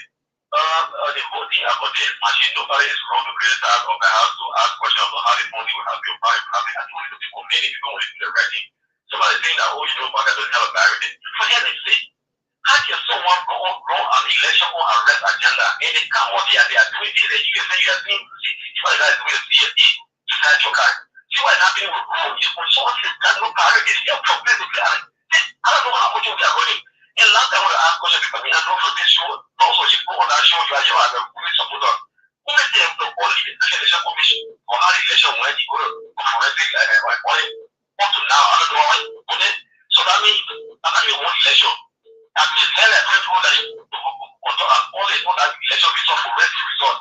Since that time, we have never done it. If we have never had for him, even if they will not about it. So the government will be in opposition at this time. We don't want even we still already get to it. And tell me now, if you have never had to do it. But the government will do it. The government is a serious threat. Serious threat. Why have government talked even when you become president of the position? Thank you, my brother. Thank you, my brother. You make your point. I can't keep you on the line for long. Hello, thank you. You make your point.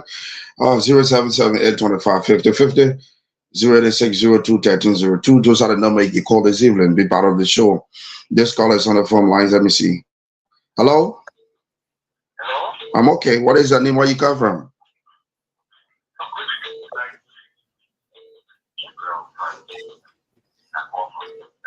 You say your name?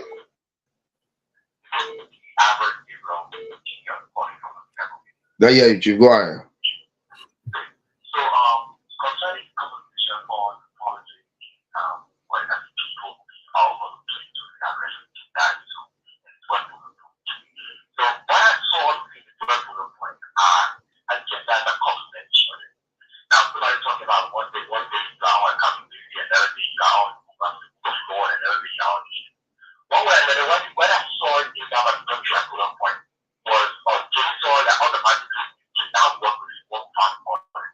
In case when I'm paying attention, we're going to economic standpoint of the around agenda, forgetting about accountability and automatically. So what they identify as thing is that for us to tackle this sort of the legacy that we want, for the generation that we want for everything, it's not just about after 50 years. You got to be brief, my brother. Other people on the line. So that's one thing. So when that issue of those questions, so there's no way about feel the point of view the other end is better go up the door. Thank you. When you find out that the book, that's one of the book of this point to this point show that we have like the Thank you, my brother. You make your point. All right. 0778-2550-50, 08602-1302. You can call this evening and be part of the show right here. This caller is on the phone line. Let me see. Hello, your name, where you come from? My name is Patrick. I'm calling you from Dr. Oh, yeah, you go ahead. Make your point quickly. I want to comment on the in the last one. What is the machine in question?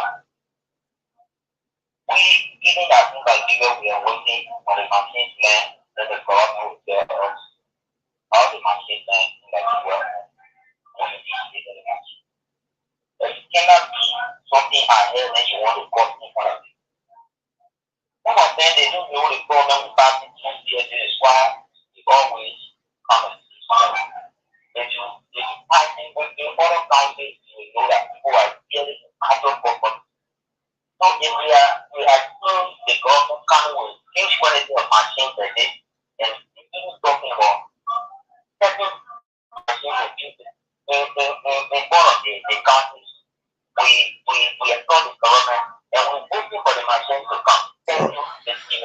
Thank you, my brother. You make your point. 0778 25 50 50 08602 1302.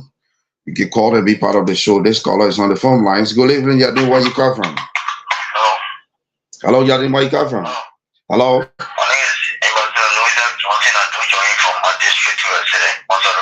Yeah, you go ahead. Thank you for the talking point. I want to appreciate your presenters on the show this evening. But I want to say the priority, every government comes to power with priority.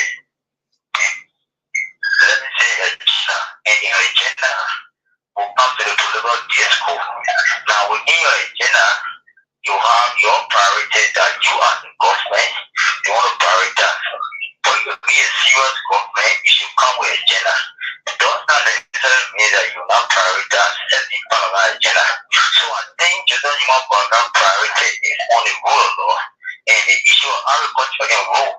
That's why you see in Onion the law, they were more focusing on road. So these two machines will be used to prioritize the issue of farm to market road. You know, and I know that farm to market road has been a major issue in our country where the accessibility of farmers getting to the market has been a trouble. And if you come to the disco, they tell our brand people that that is not the issue and that is not a priority. They are very frustrated to hear it from you like this. Because you know that our country has major issues and you don't abandon these issues. No government will come and say to abandon the issue. You must touch most of the issues. Thank you. Because you have an agenda. Thank you, my brother. You make your point already. 0778 25 50 50 08602 1302. You can call this evening and be part of the show. Right here, 086. This caller is on the phone line. Let me see. Hello, Yanni, where you come from? Hello? Yeah, hello, Yanni, where you come from? This is Daniel Johnson. I come from Harder Fire. Are you? Good day to the SKTV family. When they let me agree with some of the things there or more on the issue of you need to focus on the pursuit. And if our government can think now, let us have the national development agenda. I think it will help this country because over time we have observed that past administration will come with different agenda. That even though we saw the Green Revolution, it didn't go nowhere, it was not completed. We saw the poverty reduction strategy, it was not completed. But then we are keen and we saw the poor agenda. Nothing we saw completed. Today we want to address the agenda. I think our leaders need to think and go on the table to craft the national agenda for this country so that when administration go, the different administration you can complete that agenda. I think it will be good for us. And finally, I want to recommend. Oh, here you are on the line, 0778 25 50 50. I'll take 3 more calls and go to Steve, 0778 25 50 50. This caller is on the phone lines here. Hello, Yanni, where you come from?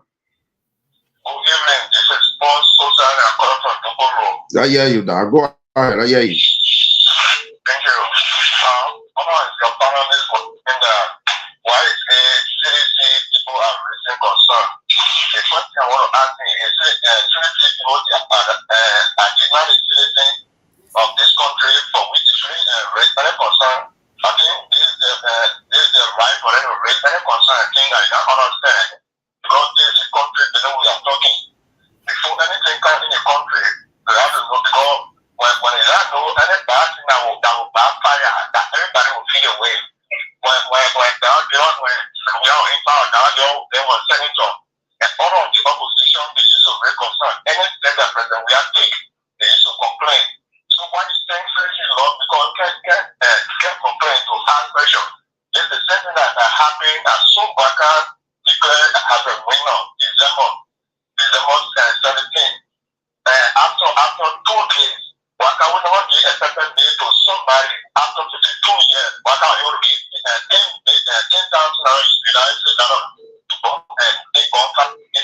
Thank you. Thank you. Thank you. You make your point already. Thank you. Thank you. This person, I think this person is the last person. 0778 25 50 50 086 02 1302. You're gonna be live on the show right here. I'll take this person. I don't know. Okay. Okay. 086 02 1302 0778 25 50 50. Steve, it's all yours. Thank you so much. I think I can squeeze this person in quickly because they've been hanging around. Hello, cool. Your name, where you come from? I'm okay. Your name, where you come from? You say your name? You say your name? Okay, there you go. Go ahead. Yeah. Thank you for the discussion. The questions about asking our Europe on us. Yeah, government can just also as we can even though we what we can ask if the particular 24 billion people for you. First one, they have the money you to buy the equipment, no problem. Okay, then there are people that say, oh yeah, equipment coming. You're working for us. Magenta, they don't know, you're working for us. So everything I will report to all any of the game for the people don't know, they should not come of this. People doing well for us, at least other people, they don't want to know. They don't want to want in a person, not allow them to power. You will eat today, but the next you want to know what you will have to express. Everything is very important. Thank you, my brother. You make your point all right. Thank you. I appreciate all of you who participate on the show. Well, Steve, it's all yours. Thank you so much. Monk, any reaction to the callers? Well, the callers, most of them just reiterated the same point we were making from the beginning of this whole segment of the show. The thing here is, most of the things that happen in the Boakai lab discussion, we are the one that can raise the red flag. So you can question SKT when it comes to transparency or accountability. All I'm saying is you cannot have it both ways.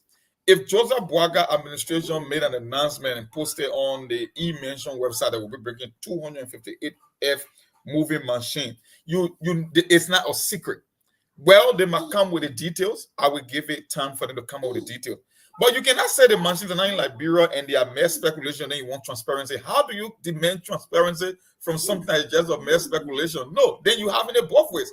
My thing here is it will always be the constitutional right of sedition to question the motive of government and demand transparency. I'm saying, from what I'm seeing, they're playing it for political reasons. They're playing it for political purposes. They are not interested in transparency. No, because they were there before. I'm not saying you cannot question Boakai government. I'm just saying, in this case of Joseph Boakai, and accountability, I want to hear from other leaders, not sedition, because you are not interested in transparency, you are interested in the politics. Because for you, a failure for Joseph Boakai means a re-ascendancy to power. That's how you see it. For some of us, we don't see it that way. I'm a whole Joseph Boakai fit to the fire. We do that every day with SKTV. Some things that Boakai people will even get mad with SKTV. So you cannot question us when it comes to asking the tougher questions or asking for accountability. I'm just saying 258 yellow machines are no small quantity of machine that will be held secret. We will get to know, we will know the sources, we will know the funding, we will know what is part of the president's overall agenda. Because look, we only have 15 political subdivisions. If a president is going to import 258 yellow machine, that's massive. It's nothing small. I can't name any president that brought that quantity of machine to Liberia before in my lifetime. So who knows? You cannot come up with a kind of a big and bold agenda and not be able to follow up with details as to what you plan or what you intend to do with them. So with time, I know we'll hear from them. Even if Joseph Boakai government doesn't announce it, SKT will be asking those questions, and you can guarantee that. That's my position. Thank you so much. I don't know, Lawrence, you got any reaction before we go to Milborn? Any reaction to the callers before we go to Milborn? I'm not sure if the number is transferred to me already. So I don't know if you guys will be able to take calls. But if you have my number or you have me on Facebook and you want to call to participate, you can feel free to call. Again on Facebook, I'm Moses.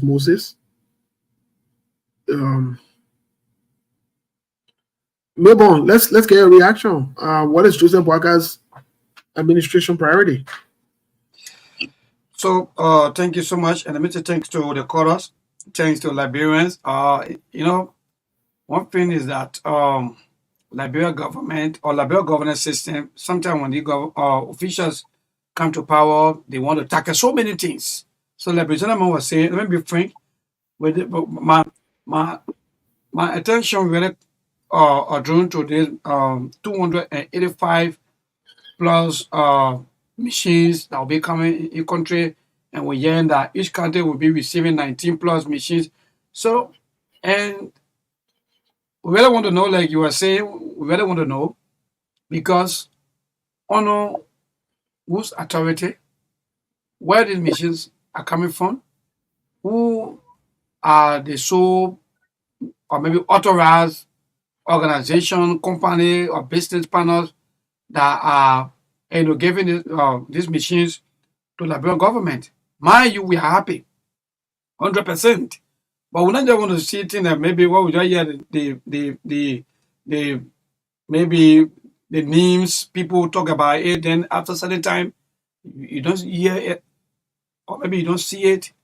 So for me, there are so many things that Liberian government all we want to do, and at the end of the day, because of all of these priorities that they think they want to do, sometimes they may not even achieve anything. And what happened for the past 18 years? We've been here and we've been seeing all of these things. Where the other government want to tackle this, the other government want to tackle this. So if the rescue government want to achieve, they should be able to have all of their things that they place in the arrest. They should make sure that they put everything in place, and they should make sure that at least our people going to benefit all of the things that they talk about in their arrest agenda. That's the only thing I can say to them.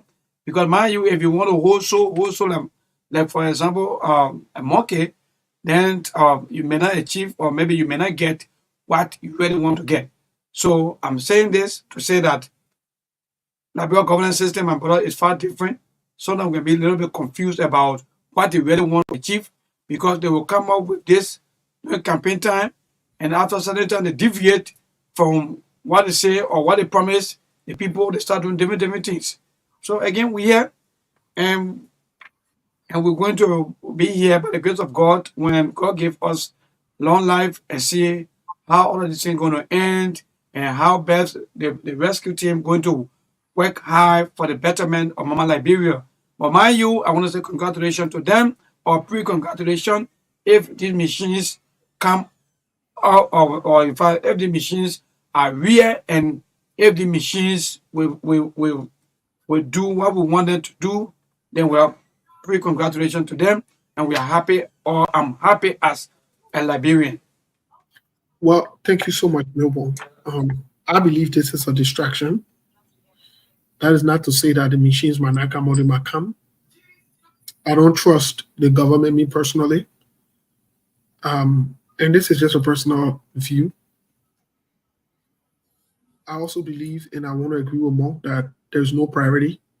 The government is operating on confusion, chaos, discombobulation, no focus, no direction. And so are the Liberian people. Today you're running behind for helmet. Tomorrow you're bringing yellow machine. Day after tomorrow you're increasing my price.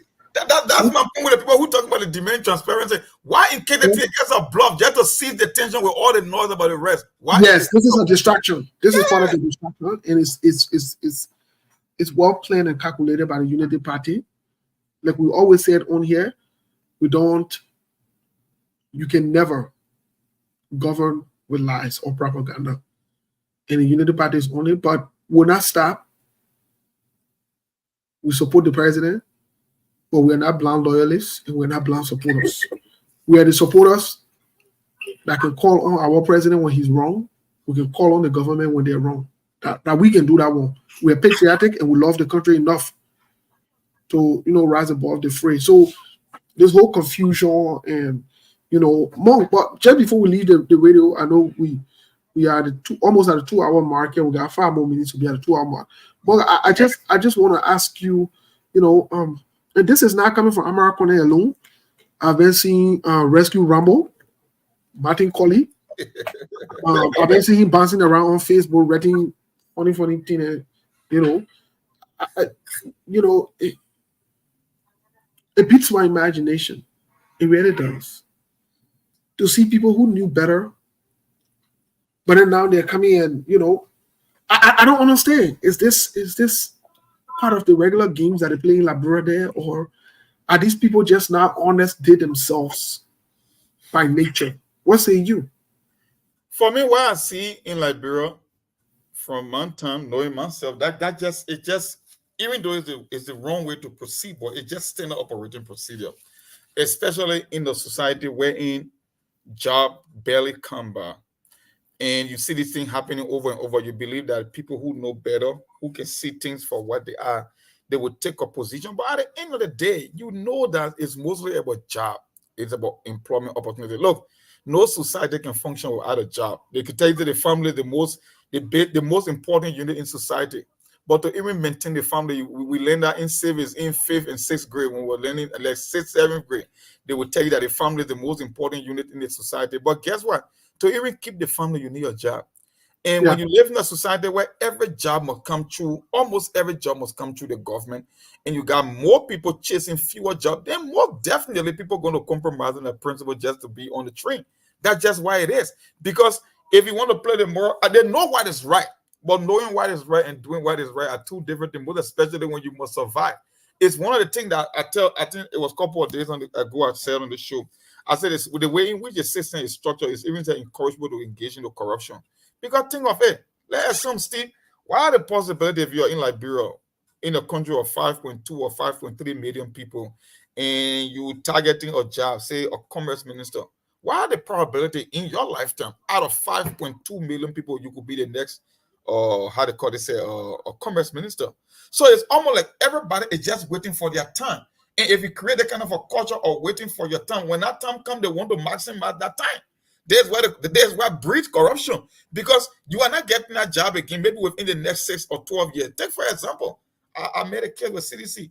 They waited in line for 12 solid years. That's why when they got there, almost like you took a prisoner that were on diet for almost 200 days. So they rushed to steal. It's the same old thing. So when you see the likes of Mountain Calling and questioning, I think the last time I saw him questioning one of the guys' credibility or a credential that the man was not fit to be deputy press secretary, he only holds a high school diploma. They know this thing, but guess what? At the end of the day, it's just about job. We can sit here, we can talk, we can do all the analysis. At the end of the day, don't expect people to do what is right in Liberia, because the system that was created there, it just breeds, it get created a platform for people to just take advantage, and they will get make political decisions just to survive at the end of the day. And that, thank you, like let me squeeze in a caller real quick before we leave for the day. Caller, what's your name? Where are you calling from, please? This is Abraham Collins, Steve, calling from Jersey. Great show, guys, and great topic. Let me take this time to commend your effort, man, for contributing to the discourse in our country. But listen, the information provided by the government with regards to bringing in personal equipment is very, very important. But what I really want to address, I understand Monk's position with regards to his skepticism and apprehensions about the former government. I mean, that is his right to question anything. But if you have national issues, Steve, and the power players or the oppositions that's supposed to question these things, they are not speaking up. For Monk to state that you only give credence to such concern if it is spoken by the likes of Mr. Cummings and Gonglo, I mean, it is his right to do so. But somebody has to speak on it, because those things are not in Haiti. You can question the authenticity of the individual that are speaking. But when you're talking about capital intensive investment that any government obviously is not doing it by themselves, it should be something that the opposition in its entirety to speak on it. But I'm sorry that Mr. Cummings or Gongo, they have not addressed any of these concerns since January. I stand corrected. Like, for instance, you have the national issue of rights right now. Please tell me, other than Yake Komba, which of these leading opposition people have spoken on it? They're not speaking. They could question government. What's the status of the rights situation?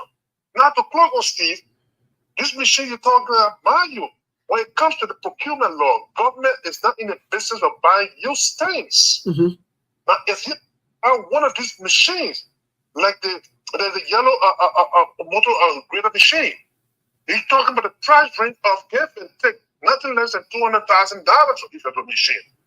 Now calculate that by 285 machines.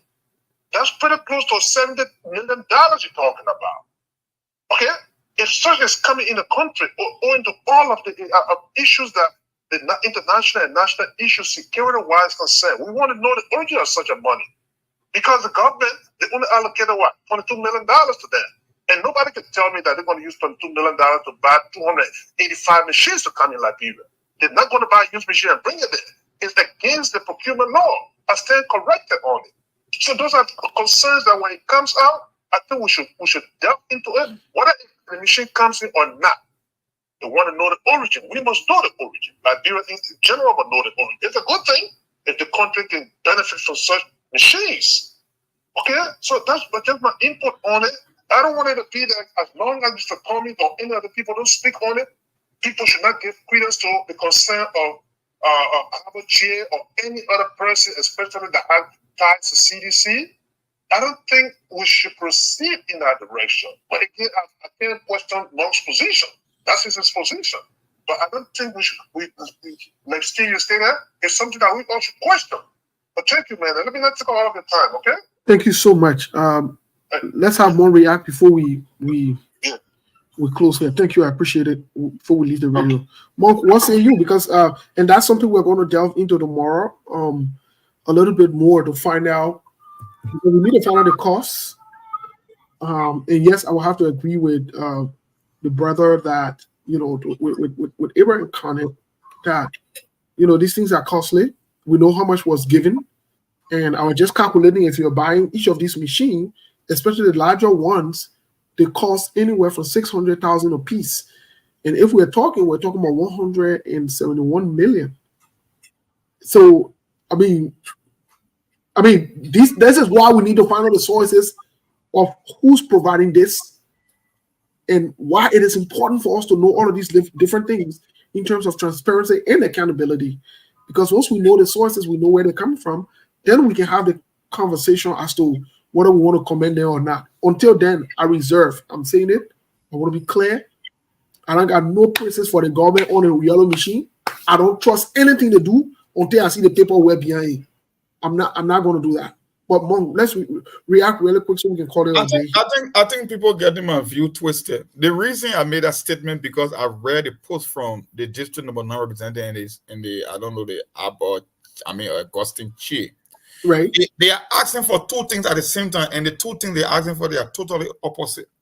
They want to create this idea that these things are just mere speculation, and then on the other hand, they are asking for transparency. I said the two cannot work.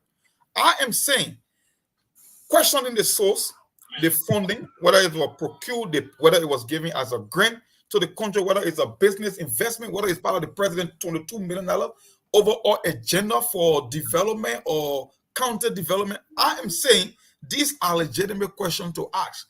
But you cannot say they are mere speculation and it's not be asking for accountability. Nobody demands accountability on something that have been speculated in the public. I am saying it cannot be secret. If it will be real, if this machine will hit Liberian soil, it will be real. We have seen it or we will hear about them, and the government will come forward with the details in due season because it's already in the public. I guess, Steve, that's what I'm saying. In my lifetime, I have never seen a president that brought upward of 200 plus yellow machines in the country. So there's no way this thing will be heading. Once it becomes evidently clear that the machine hit Liberia, then it will be time for all to be on the old man. Like, oh man, where the thing came from? As much as we want to applaud you for this initiative, but we want to know because the cost associated with this project is nothing small. 258 yellow machine is not a small contract to get to or yellow machine company. I don't know, it's John Deere or Caterpillar that you might get that contract. You talk about hundreds of millions of dollars, if possible. Yes, 171 million. But let me ask you a question. So in answer what you are saying, you set a turn trap. You're not rushing. You know, either way they trap here, it will catch. So the people who won't rush, they almost like asking more like the Bella can go back where they're coming from. In due season, the Bella was show too. 258 machines, that's something small for Liberia. You got 15 political subdivision and you bring in 200 and I don't know 85 or 58 if I'm 285 machine. It means machine will be like taxed in some of the counties because if you pull like 15 or 20 River G, then it means if you capture the whole country. It means from a mathematical standpoint, the 285, if you were to divide it by the 15 counties, each county will be carrying 19. Yeah, think about that. In all countries, not created equal, so some don't be getting more because of the size of the country. I can get No. Each country at an equilibrium. Each country will be carrying. Yeah. So we'll keep it at that base. But the thing about it here is, folks, the thing you're not getting, which will continue the conversation tomorrow. If this was a plan to divert from the rest conversation, the government just put a phone in the mouth. This is bigger and deeper than you think. And let me say something on the radio. President Joseph Human Boakai, United Party, when we ask questions on the show, we know the answer. We will not rest until we discuss in totality who gave you the machine, where you get it from, and what's going on. You don't want this conversation to escalate. So, Mamaka or whoever it is, whoever you decide to come and say what you want to say, we'll not get problem with that. You tell us where you get that machine from, who gave it to you, and we are demanding that you tell us. We're not going into that your phone. If you don't tell, we tell the Labrador people. You don't tell the Labrador people, we tell the Labrador people. So your best bet is to jump the gun, tell the Labrador people, then we'll start a conversation behind it. But anyway, you put it among say there's a time trap. Like you said, bro, you say into it. Now nobody brought you into it. Nobody forced you to say you're bringing machine. You will account for those machines. You're not bringing another noise behind you. And you're confused in your agenda. We don't get a problem. We're not confused. We are consistent. When we hold something, we can leave it. And we're not going to leave this one. The scene where we've been holding accountable. Tomorrow, we'll try to reach out to Chairman Representative Musa Belete. We want to know if you know about the machine building because they bring a machine in county. We want to know how much the machine they know about. We want to know if the representative know about the machine building. And if you know about the machine building, then what do you make it keeping that top secret? So the machine, something here, we look at our machine. We don't want to know our machine. Then we want a fresh new machine there ourselves for what they call on the website. I was there earlier today. I went on the main website to check for our machine to make sure our machine is secure. You know, our machine. I went on John Deere website. When you see our machine there on John Deere website, I want new machine there too. New machine go. When you see new machine. Well, Steve, are you telling me that the company they posted that for us all our job?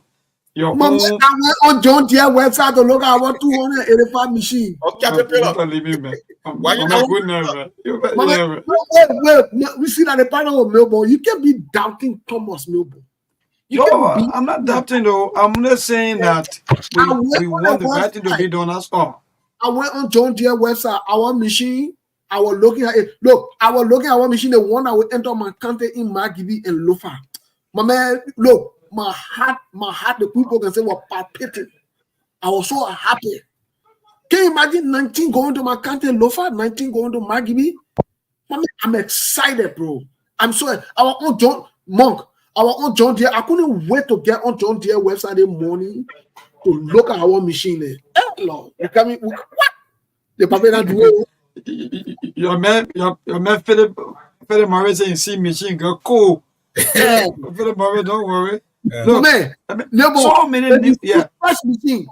If you see fresh machine, Look, when you even started saying the engine, why you can beat us? I listen to one of the started it. I love my country. My country never disappoint. They were testing our new machine. When they started it, the engine sound said, "Just a beating alone."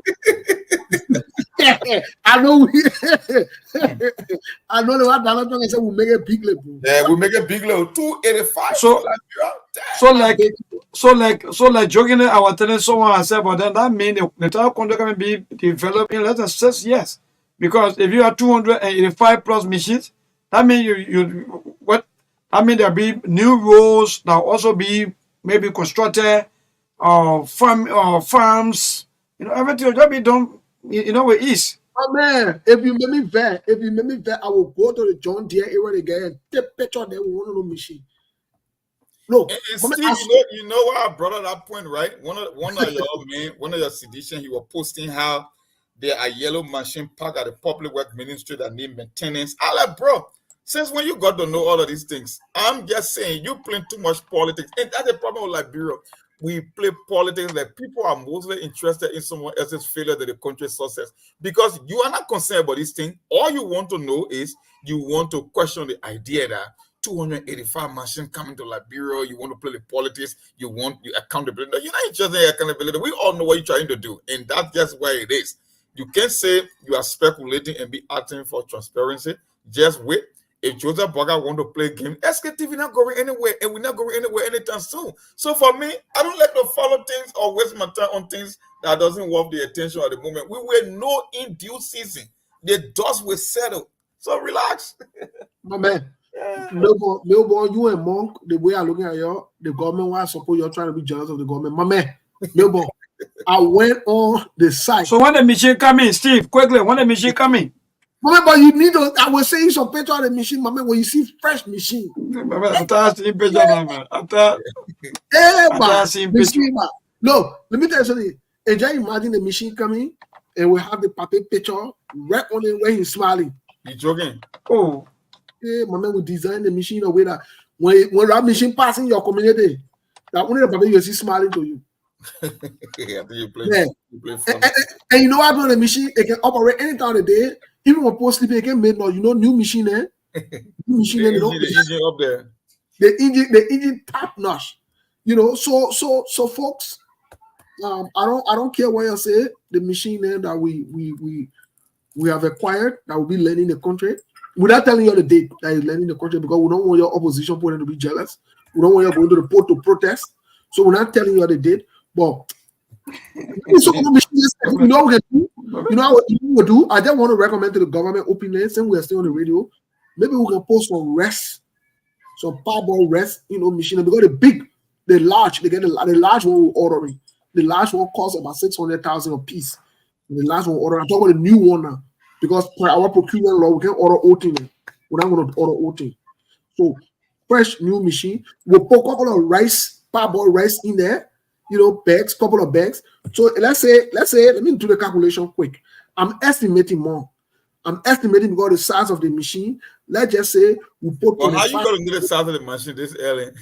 My man, I already went and did the research. We're getting the last ones. What are you discussing? My man. No. Y'all won't sabotage our work that we do. We've been working hard behind the scene. So if we put in 25 bag of rice in each machine, 25 times, that's what 285, right? I calculating our machine, y'all be jealous that y'all be. So, yeah. Can I ask you the question? Yeah, there about 7,000 and so we increase the bag of rice on there. We make at least 100 bags of rice in each. You understand? So 100. So that means each county has getting the 19. They'll get 100 bags in each. So we divide it. To mitigate the rice price in the country. Go ahead. What your question, Steve? Yeah. So my question. Sorry. Go ahead. Yeah, my question go across to you and then I'll be saying Mark. So with the latest news about the machines now coming in country anytime soon, do you people think that it's necessary now for the 150,000 to still be given to the legislators? Why would you get in created and you got machine coming in the country for what reason? Yeah, but my man, we're not. The legislation then will come tomorrow. We'll ask them that question because we need to know. We're talking about the machine and we're talking about rest and all the different. No, don't spoil the conversation with our machine. You just no. You're in opposition. You're there hateful. Monk, my man, bring your thing. I want to ask you. I want to say something, right? Maybe the president, who knows? Because just recently, I read an article. Maybe the man is taking some marching order from Burkina Faso or Ibrahim Traore.